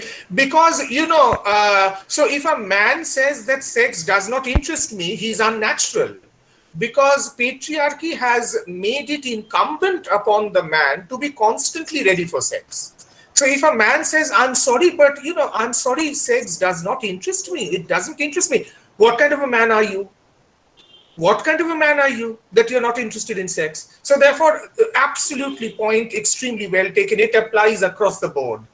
Many people are calling the incident of a man conceiving a baby as male pregnancy, and many find this idea very much disturbing as well. Is it not another genderalization? Yes, genderization as well as absolutely. What is the problem with just calling it pregnancy? My God, I mean, why does it have to be male pregnancy, female pregnancy? Male breasts, female breasts. What is this nonsense? So therefore, I completely agree. I mean, it's just pregnancy. If men give birth, it's pregnancy. If women give birth, it's pregnancy. So yes, Arunima, I'm in agreement with you there. Yeah. Very good, a very well-informed question. Yes. Sir, hello. Yes, Farjana Nasreen. Sir একটা জিনিস যেটা আমরা সবসময় লক্ষ্য করি যে আমরা মেয়েরা ফ্যামিলি সোসাইটি তোমাকে এইভাবে চলতে হবে হাঁটতে হবে এইভাবে ড্রেসিং কোড এইরকম থাকবে এইভাবে কথা বলতে হবে, মানে সমস্ত কিছু একটা নির্দিষ্ট রুলস এর মধ্যে বেঁধে দেয়। সেই বিষয়টার উপর যদি কিছু বলেন। ও না, এটা তো বলার কিছু নেই, কেন এটা তো আমরা সবাই জানি যে এটা একেবারেতে, কিন্তু ফারজানা, ব্যাপার হচ্ছে এটাই যে আমরা যেমন সবাই জানি যে মেয়েদের ক্ষেত্রে প্রচুর বাধা নিষেধ আছে, সেটা আমরা সবাই জানি, ছোটবেলা থেকে প্রত্যেককে সেটা শেখানো হয়। কিন্তু যেটা সম্বন্ধে বলা হয় না ফারজানা, সেটা হচ্ছে যে ছেলেদের ওপরেও বাধা নিষেধ থাকে, কিন্তু সেটা কিন্তু পিতৃতন্ত্র কখনো ছেলেদের, কিন্তু সেটা পিতৃতন্ত্র সবসময় মেয়েদের বুঝিয়ে দেয় যে তুমি এখানে যেতে পারবে না, এটা করতে পারবে না, এটা খেতে পারবে না, ওটা পড়তে পারবে না। ছেলেদের ক্ষেত্রেও কিন্তু প্রচুর বাধা নিষেধ থাকে, কিন্তু ছেলেদের সেটা বলা হয় না। আজকের আলোচনাটা কিন্তু এই জন্যই আমি করতে চেয়েছিলাম যে ছেলেদের যেরকম একটা মনে হয় যে তারা পুরুষ মানুষ, অতএব মানে একেবারেতে পুরোপুরি স্বাধীন, যা খুশি তাই করতে পারে। পুরুষ মানুষ কিন্তু যা খুশি তাই করতে পারে না। পুরুষ মানুষ কিন্তু আজকে শাড়ি পরে রাস্তায় বেরোতে পারে না, তাহলে কিন্তু ওকে হাসি ঠাট্টার শিকার হতে হবে। পুরুষ মানুষ কিন্তু আজকে কাঁদতে পারে না, তাহলে তাকে হাসি ঠাট্টার শিকার হতে হবে। পুরুষ মানুষ অনেক জিনিস করতে পারে না। ফলে মেয়েদের ক্ষেত্রে যে বাধা নিষেধ গুলো পিতৃতন্ত্র বসিয়ে দিয়েছে, সেগুলো আমরা সবকটাই জানি, কিন্তু পুরুষদের ক্ষেত্রে প্রচুর বাধা নিষেধ আছে, সেটা কিন্তু পুরুষদের বলা হয় না। সেই জন্য পুরুষরা এতদিন ধরে জেনে এসছে যে না, পিতৃতন্ত্রে কিন্তু আমাদের কোনো অসুবিধে নেই, আমরা কিন্তু দারুণ আছি। ফলে আজকের যে আলোচনাটা, তার মূল বক্তব্যটা এটাই ছিল যে পুরুষরা ভালো নেই পিতৃতন্ত্রে, পুরুষরা ভালো থাকতে পারে না, অতএব পুরুষদেরও কিন্তু নারীবাদে যোগদান করতে হবে। Thank you Farzana. Shubhajit, many fitness experts also shame or give solution to cisgendered men to get rid of man boobs. Oh yes, men must have flat chest, sculpted chest like a bodybuilder, an athlete. I know. It's মানে আমার কিছু বলা নেই এখানেতে, মানে man boobs. It's beyond. So basically what happens is I haven't talked about leftist theory here, because it was supposed to be ostensibly about gender studies, but gender studies niye bolbo অথচ leftism niye bolbo na, তাই বা কি করে হয়। ফলে I think that I will have to invoke the work of Louis Althusser, the ideological state apparatus. এই ideological state অ্যাপারেটাসের মধ্যে কিন্তু ফিটনেস এক্সপার্টরা অবশ্যই পড়ে, তারাও কিন্তু আইডিওলজিক্যাল স্টেট অ্যাপারেটাসের মধ্যেই পড়ে। কেননা ফিটনেস এক্সপার্টদের ওদের কাজটা, তার মানে কি হচ্ছে, তার মানে আমার ম্যান বুবস থাক বা উইমেন বুবস থাক, তাদের তো আমার ফিটনেসের উপরে কোনো এফেক্ট হচ্ছে না। তার মানে তোমার কাজ তো ফিটনেস এক্সপার্টের, কিন্তু তুমি তোমার ফিটনেসটা দেখছো না, তুমি তো আমার বডির একটা ওপরের একটা অ্যাপিয়ারেন্স দেখছো। So then you're not a fitness expert, you're an appearance expert. ফলে so the fitness expert also works as an ideological state apparatus, and the state is patriarchal, so it supports patriarchy. So that's what it is, Shubhajit. Absolutely horrible idea. Priyanka Patro, hello Priyanka, nice to see you.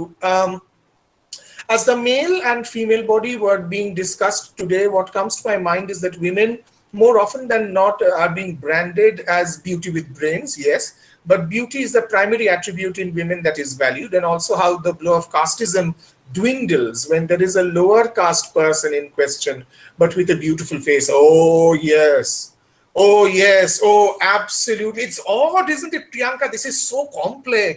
This is so complex that somehow I don't know how to describe it. সুন্দর দেখতে হলে caste অতটা matter করবে না, কিন্তু সুন্দর না দেখতে হলে কাস্ট বেশি ম্যাটার করবে, কেননা যাদের সুন্দর দেখতে হয় তারা অটোমেটিক্যালি আপার কাস্টেড হয়। Ideas that are preposterous in the extreme, and also, Priyanka, much more importantly, I think this is a much more interesting question. The standards of beauty, that is a much more important question. Is what is more beautiful, কাকে আমি beautiful বলবো? ফলে that I think is a much more crucial question. But yeah, I mean, it's complex, and thank you for pointing it out, Priyanka. Thank you, sir. Yeah. Amita Mondal, sir, in our society, a woman's identity is not complete until and unless she becomes a mother. Oh, don't get me started. If she's not a mother, she will be ashamed of herself as a woman. Even infertility is completely connected with a woman and not a man. Why so, sir? What do you mean, why so, sir? I've been spending 1.5 hours telling you exactly that. Because a woman is a machine. She's a baby producing machine. That is her job on earth. মহিলাকে বাচ্চা উৎপাদন করতে হবে. That is the job. That is the job that patriarchy has given her, which is why in a very, very strange way, women who choose to remain child free,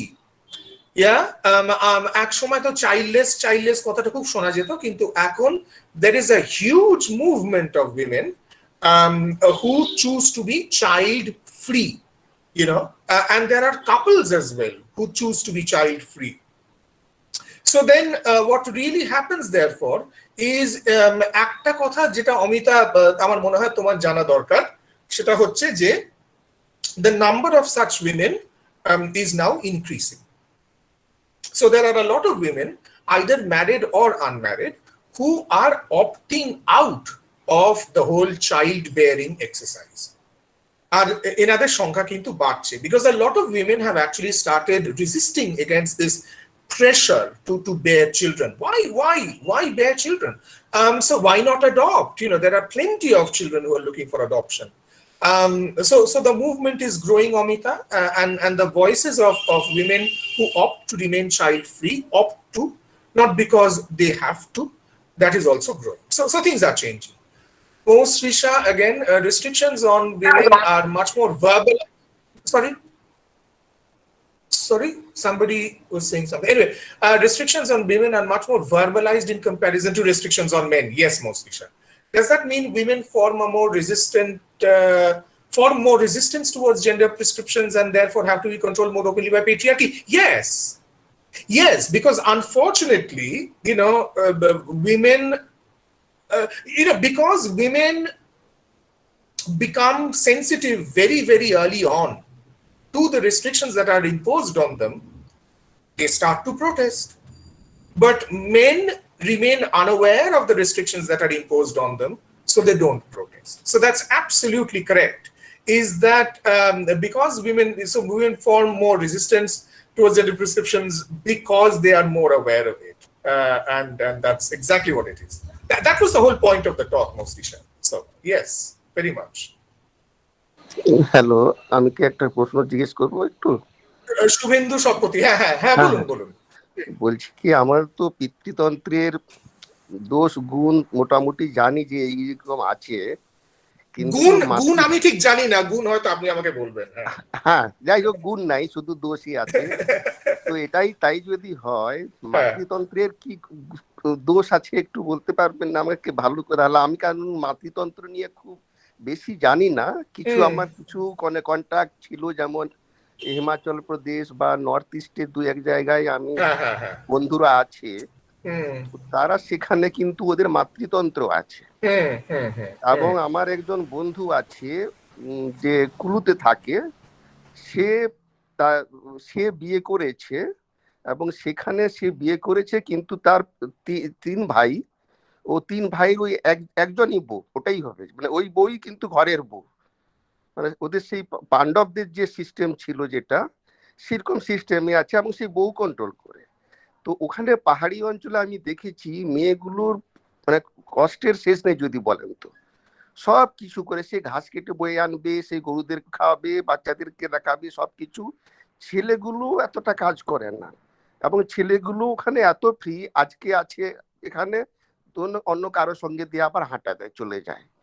মানে তাদের movement, মানে একজন ওয়াইফকে ছেড়ে আরেকজনের ওয়াইফ, মানে অন্য কোনো মহিলার সাথে চলে যাওয়াটাও সেখানে কেউ ধরে না, মানে ওটা নর্মাল হিসেবে ধরা হয়। তো ফলে ওখানে আমি এমনি কথা বলেছিলাম যে আমাদের এইটা চেয়ে ওই সমতলে যারা আছে ওদের অনেক ভালো, ওরা ওখানে অনেক সুখে আছে, আমাদের মতন যারা আছে ওখানে। ফলে ওরা অনেকটা এখন চলে আসছে, এই দিল্লির থেকে অনেকটা মাইগ্রেট করে চলে আসার চেষ্টা করছে। ওখানে যে মেয়েগুলো একটু পড়াশোনা করছে স্কুলে বা এই ধরনের জায়গাতে, বুঝলেন তো? ফলে আমার মনে হয় না কোনো তন্ত্রই একদম মানে ভালো, কারোর জন্য ভালো হবে, কারোর জন্য খারাপ হবে। সবাইকে নিয়ে কোনো ভালো তন্ত্র আমার মনে হয় এখনো বেরোয়নি। যদি হয় ভবিষ্যতে, সেই জন্য হয়তো অপেক্ষা আমিও করছি। আপনি যদি কিছু বলেন এই ব্যাপারে। হ্যাঁ, অনেক অনেক ধন্যবাদ শুভেন্দু বাবু। না আসলে মাতৃতন্ত্র কিন্তু সেই পিতৃতন্ত্রই, মানে এটা এটা হয়তো আমাদের বুঝতে একটু অসুবিধা হয় মাঝে, যেহেতু মাতা আর পিতাকে আমরা আলাদা হিসেবে দেখি, সেই জন্য হয়তো আমরা ভাবি যে মাতৃতন্ত্র একেবারে অন্য রকমের একটা জিনিস। তা কিন্তু মোটেই নয়। কেননা যে তন্ত্রের মধ্যে, যে পরিকাঠামোর মধ্যে এই এই বিভাজনটা থাকবে, এই বৈষম্যটা থাকবে, সেই পরিকাঠামোটাই কিন্তু খারাপ। সে পিতৃতন্ত্রই হোক আর মাতৃতন্ত্রই হোক, আর মাতৃতন্ত্র পিতৃতন্ত্র। কেননা এই মাতৃত্বর যে ব্যাপারটা, ওটা তো মেয়েরা তৈরি করেনি, ওটা তো পুরুষই তৈরি করেছে।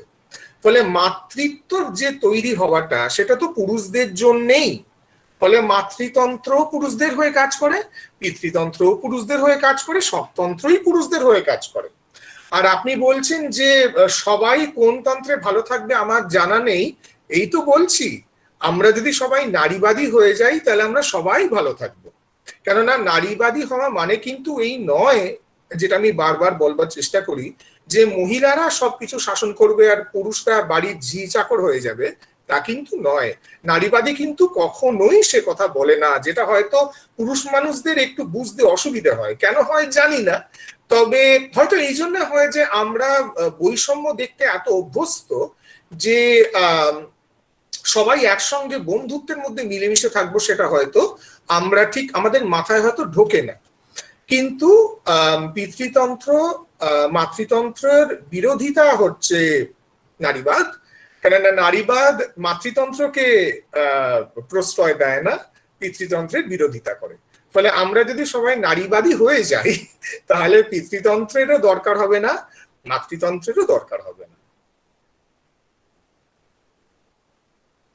Thank you. Obhik Chatterjee writes, sir, when successfully end patriarchy in this society? Obhik, it depends on you. It depends on me. It depends on everybody. So I cannot tell you that patriarchy is definitely coming to an end by 2023, 31st of December. That is when patriarchy will end. I'm not going to tell you that. So what I will simply say is that when patriarchy is going to end will depend on you. এটা তোমার উপরে নির্ভর করছে যে পিতৃতন্ত্র কবে শেষ হবে। তোমার আচরণের ভেতর দিয়ে, তোমার কথাবার্তার ভেতর দিয়ে, তুমি তোমার বন্ধু বান্ধবদের সঙ্গে কি কথা বলছো, কি আলোচনা করছো, তার ভেতর দিয়ে। Because you see, Obhik, first of all, I'm very glad that you are here. মানে তুমি যে আজকে আদৌ এসেছো, সেটাই তো একটা আনন্দের ব্যাপার যে তুমি আজকে এসেছো। এই বারেতে আজকে যে প্রায় 2 ঘন্টা ধরে যে আলোচনা চলছে, এই 2 ঘন্টার আলোচনাগুলো তুমি তোমার বন্ধুদের মধ্যে যদি ছড়িয়ে দিতে পারো যে দেখ এই এই জিনিসগুলো, আমরা কিন্তু পিতৃতন্ত্রে ভালো নেই, পিতৃতন্ত্র কিন্তু আমাদেরও ক্ষতি করে, ফলে আমাদের সবাইকারই কিন্তু নারীবাদী হয়ে যাওয়া দরকার। এটা যদি আমরা একবার মেনে নিতে পারি, আমার মনে হয় তাহলে পিতৃতন্ত্র শেষ হয়ে যাবে। কিন্তু মুশকিলটা হচ্ছে এটাই অভিক, যে পিতৃতন্ত্র তো শুধু পুরুষেরা চালায় না। পিতৃতন্ত্র যে চলছে সেখানেতে তো শুধু পুরুষদের জন্য চলছে তা তো নয়, বহু নারী, বহু ট্রান্স পার্সন, হ্যাঁ, এরকম রয়েছে যারা পিতৃতন্ত্রে খুব ঘোরতর বিশ্বাসী, খুব ভালোবাসে পিতৃতন্ত্র। অনেক মহিলা পিতৃতন্ত্র ভীষণ পছন্দ করে, অনেক ট্রান্স লোকজন পিতৃতন্ত্র প্রচন্ড পছন্দ করে। ফলে আমি জন্মসূত্রে আমার জেন্ডার কি তার উপরে কিন্তু নির্ভর করে না যে পিতৃতন্ত্রকে আমি পছন্দ করি কি করি না। ফলে আমার মনে হয় যে জেন্ডার ক্যাটাগরি নির্বিশেষে, if we can all become feminist and if you can spread the message of feminism amongst your friends and relatives, patriarchy can end sooner than you think. Thank you. Niladri, Shati, can I ask one question, please? Longevity, please have go time? ahead. Yes, Yes, of you're course. fine. We can hear you, and please go ahead. ওকে ওকে না না নীলাদ্রি আমি একটু ট্যানজেন্সিয়ালি related একটা জিনিস নিয়ে একটু কথা বলছি if you want to say a few words otherwise leave it সেটা হচ্ছে যে since you have worked your PhD is on Isherwood since you have worked extensively on him okay আমার I just wanted to ask যে somehow I can get rid of this idea of performativity and the first question that Shati asked and the discussion went on so কোনোভাবে কি এটা মানে এটা ঈশ্বরদের লেখার সঙ্গে এই জিনিসটাকে ডেফিনেটলি কানেক্ট করা যায় আমি আমি আমি ধরে নিচ্ছি তিন চার লাইনে কি এটা একটু বলা যায় বি ভেরি ইন্টারেস্টেড যদি যদি ক্যাবারে বা অন্য কিছু নিয়ে তুমি যদি একটুখানি বলো আমাদের খুব ভালো হয় আমার আমার শুনতে ইচ্ছে করছে এ বাবা এটা তো একটা ভীষণ বাজে প্রশ্ন হলো ভীষণ বাজে প্রশ্ন কারণ I can talk about it for the next 3 hours I know আমি maybe 10 hours at a stretch but this is a very tempting question but obviously I'm not going to take that much time ঈশ্বরবোধের সবথেকে famous line কিন্তু হচ্ছে মানে যেটা I'm very angry with you because now I know that's why I say now if you choose not to answer you don't answer like now I'm absolutely in my fanboy mode একদম fanboy ফলে আমি ঈশ্বরবোধের উপরে বহু কথা বলতে পারি একটা কথা শুধু বলবো ঈশ্বরবোধের সবথেকে নামকরা যেটা একটা উপন্যাস ওনার দুটো উপন্যাস তিনটে উপন্যাস ওনার খুব নাম করেছিল একটা তো হচ্ছে goodbye to Berlin which is his best one তারপরে হচ্ছে মিস্টার নরিস চেঞ্জেস ট্রেন্স আর একেবারে 60-এর দশকে লেখা আ সিঙ্গল ম্যান তিনটে উপন্যাসে কিন্তু পারফরমেটিভিটির মানে ভুরি জায়গা আমি শুধু একটা লাইন বলতে চাই সেটা হচ্ছে যে ওই গুড বাই টু বার্লিনেতেই খুব ফেমাস একটা লাইন আছে যেটা আবার পরবর্তীতে মানে since you mention cabaret you would be interested to know this ওইখানে তো একটা লাইন আছে I think this is the very first line সেখানে উনি লিখছেন I am a camera recording not thinking It's a very famous line. This is the opening line of Goodbye to Berlin. Now, age line ta, I am a camera recording, not thinking. What is he trying to do? Why? He can't possibly be a camera. He's a human being. He's not an equipment. Kintu taliki, is he objectifying himself? Yes. Kintu ei objectification kore tamne self objectification. Yes. Tate onar kono labh hocche. Yes. কেননা যে লাভটা ওনার হচ্ছে যে he is performing he is performing the role of an object and by doing that you know what he is doing very cleverly he can therefore say দেখো বাবা আমি তো ক্যামেরার তো জেন্ডার হয় না ক্যামেরার তো সেক্সুয়ালিটি হয় না ক্যামেরার তো ন্যাশনালিটি হয় না ক্যামেরার তো রেস হয় না so do you see what he is doing he is very cleverly erasing his race British, erasing his gender male, erasing his sexuality homosexual, erasing all of these markers and he's saying na baba ami ekta camera shudu so therefore he's very much performing the role of the camera and by doing that he is denying his racial sexual gender identity and which is something which he continues to do for a very long time till he goes and emigrates to America and then of course he comes out as gay and then he becomes his writing becomes much more open and much more frank kintu gorat dige kintu he is very scared I think he's very cautious about revealing his sexuality so he chooses this thing his performance is that of a camera dekhun amar kaj hocche ami shudhu ja dekhbo tai likhbo oh really is it that objective no so Isherwood ki ekebare kichu select korchen na jokhon likhchen of course he is selecting kintu seta uni pretend korchen je na ami কিছুই select korchi na amar chokhe ja dhara porche ami tai likhchi it gives him a kind of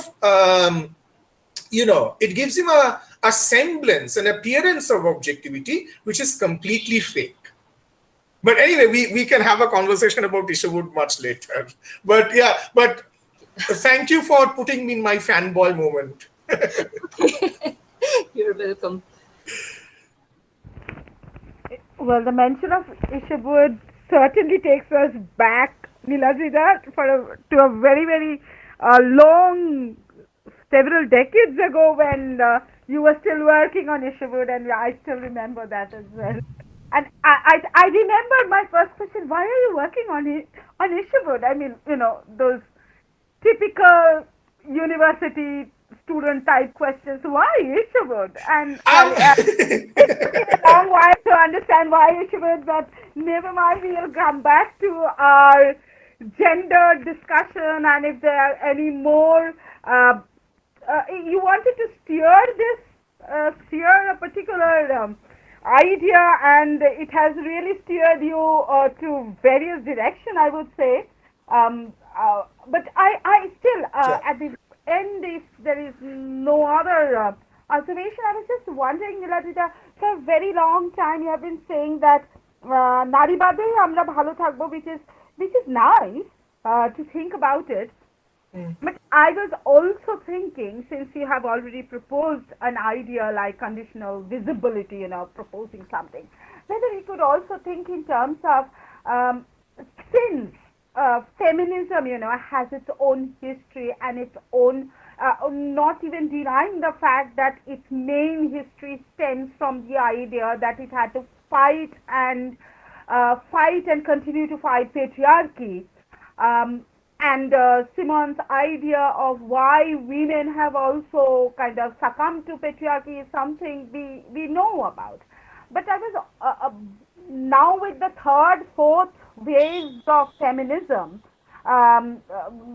we've seen a century. This is 2021, so almost 100 years of the first wave formulating itself and all that.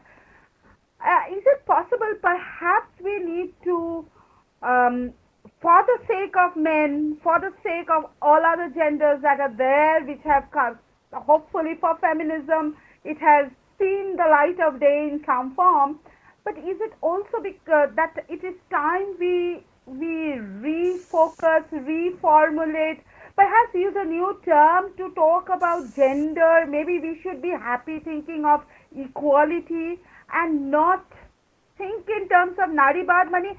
I, as a woman, I remember, and this is something I had said in the CSC panel, they said, are you a feminist because I write MS? I said, no. And they said, why not? I said, not really that way, because, being a woman, I don't want to conform to any of those grand labels.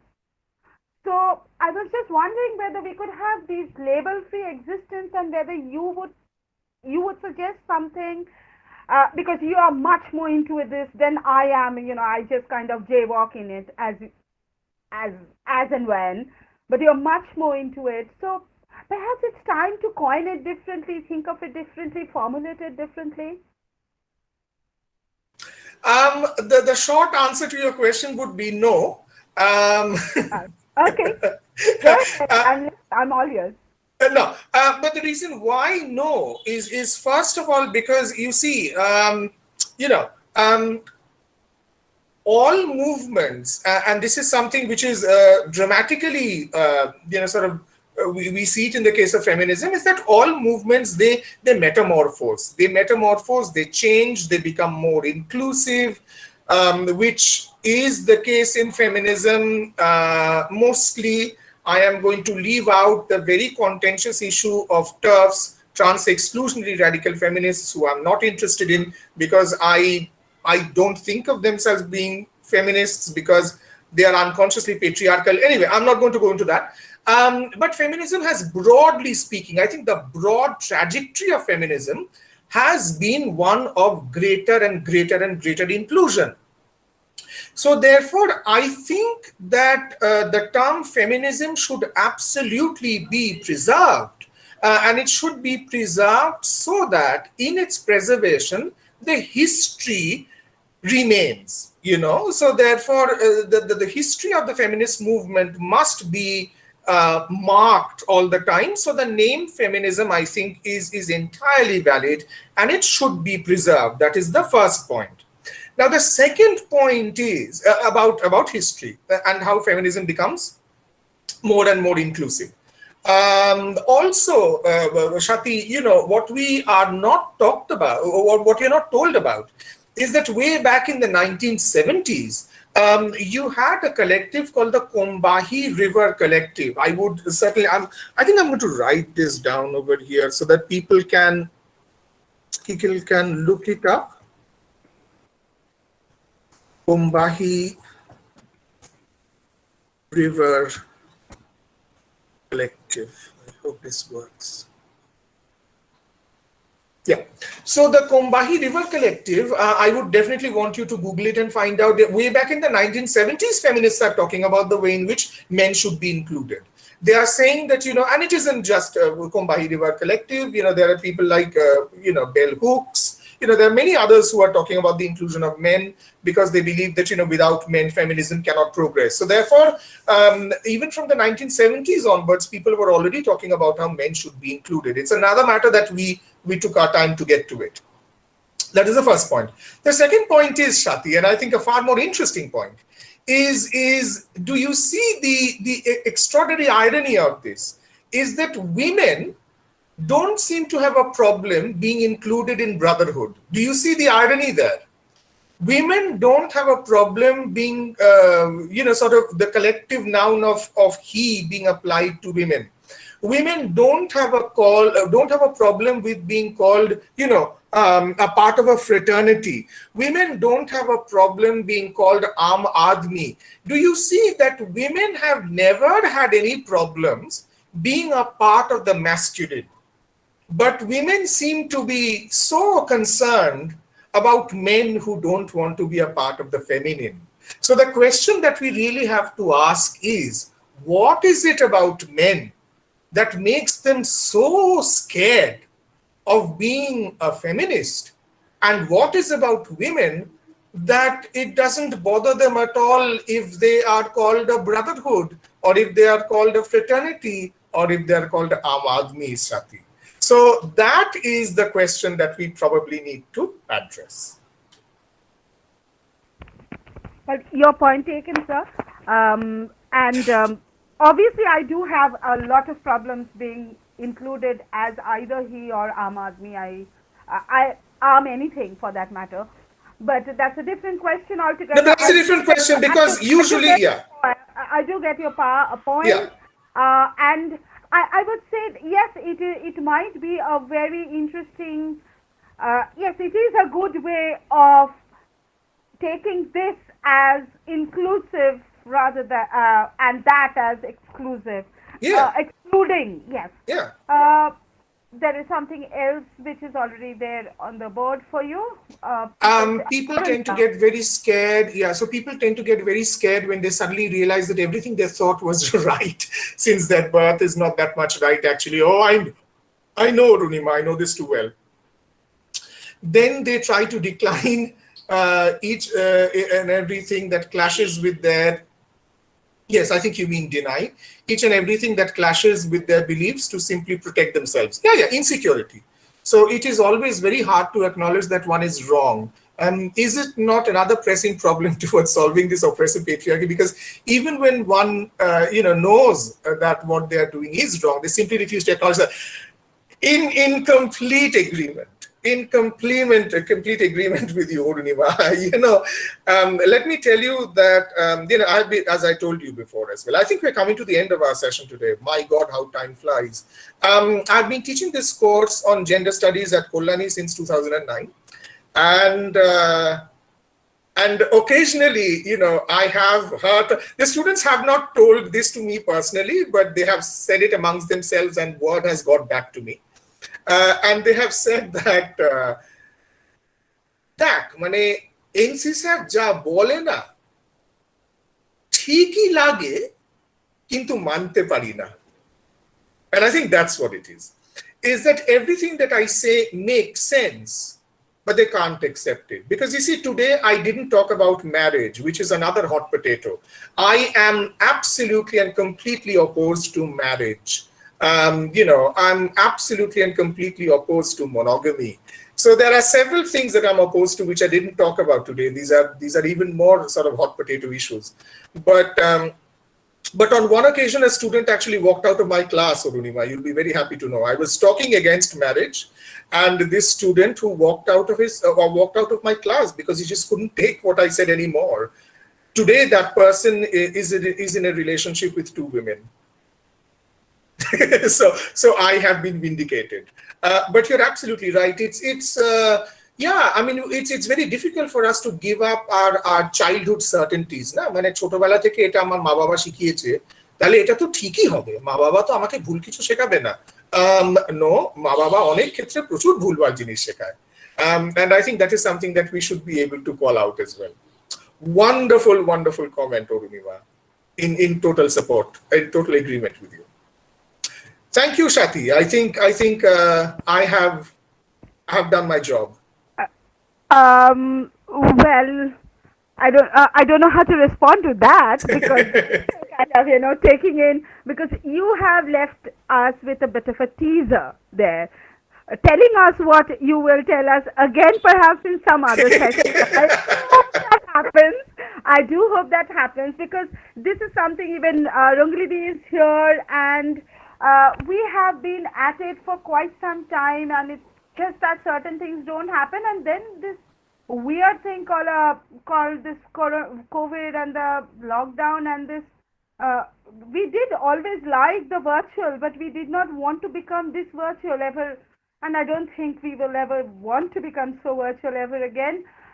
But thank you so much to all who had joined in today. We had expected some more, but I do think we understand that this is a Sunday evening, and there are a lot of things. Yes, that's what I would like to say, that Niladri, we are just, well, while we are here, and you will somehow come back to Barsat, hopefully one of these days, and we can hear that talk about marriage in person. That's going to be a good challenge for all of us. And but while we are at it, thank you so much for being here, for doing this talk, and for leaving us with these ideas. Although my students are shy, and although some of them did speak about it, speak out finally, asked you questions, so thanks to them as well. But it has been a very, very fruitful Sunday evening, and there is a little something. It's on the absolutely final note.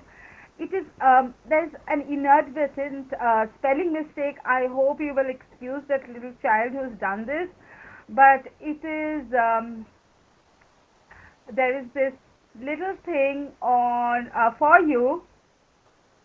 It is a little note that one of them has made for you. Is it visible? Yes. Okay. Let me see. So that's their little expression. The spelling is wrong. So the copy which we will send to you, we will correct that and send it. But that's what they would like to tell you, Niladri. So I do hope you would note that. And oh, how wonderful! That's very, very touching. This is unique. I've never had this before. I've never had this before. So this is very, very touching. I don't know who made it, but whoever made it, thank you so much. It's very beautifully done. So I'm just going to read it out for everyone. We would like to express our appreciation to Professor Niladri Chatterjee. Thanks a lot for giving us your precious time and such a wonderful talk. We will always remember you with the deepest respect and affection, because you emboldened us by opening up the truth of patriarchal society. On behalf of the students of Barsat Government College, thank you. Well, thank you. This is rather wonderful. Mehuna Islam, she is sent to a very little girl still. Mehuna Islam sent to, these are the children we have found virtually. We haven't met them, Niladrida. I know. But they are bonding with us. They're responding to all sorts of activities in college, and Beautiful. And this is what these are the things that they're producing over every other day. Beautiful. So, Beautiful. Very well done. Just before I go, I'm so sorry, but there's just one question that's come in. Ananya Dash asks how to deal with parents when they hold those same types of values and biases as patriarchy and also ask us to follow. Well, this is a very famous advice that I have. I always advise you to have tea with your parents. Have tea with them. So so sit them down, make them a nice cup of tea, and then explain to them. I don't think that shouting will help, because if you shout, your parents will down their shutters. So don't shout. Explain to them and ask them. Ask them, আচ্ছা তুমি যে আমাকে এটা করতে বলছো, একটু বুঝিয়ে বলো যে এটা আমি কেন করব। তুমি যদি আমাকে বুঝিয়ে বলতে পারো তাহলে আমি ঠিক করব, কিন্তু আমি একটু বুঝিয়ে বলো যে কেন করব। So I think the trick is to ask questions. And I'm sure that there will come a time when your parents are going to say, আমি আর তোদের নিয়ে পারছি না, তুই বড্ড বেশি লেখাপড়া করছিস। At which point you've won. You've won. Thank you. Thank you, and a very good night to all. Very good night to all.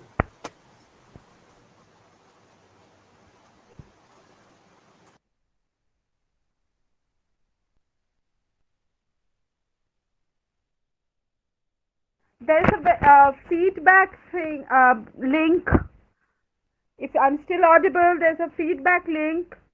Could you just use it for the feedback? Especially those who are not students of management. Please use that link.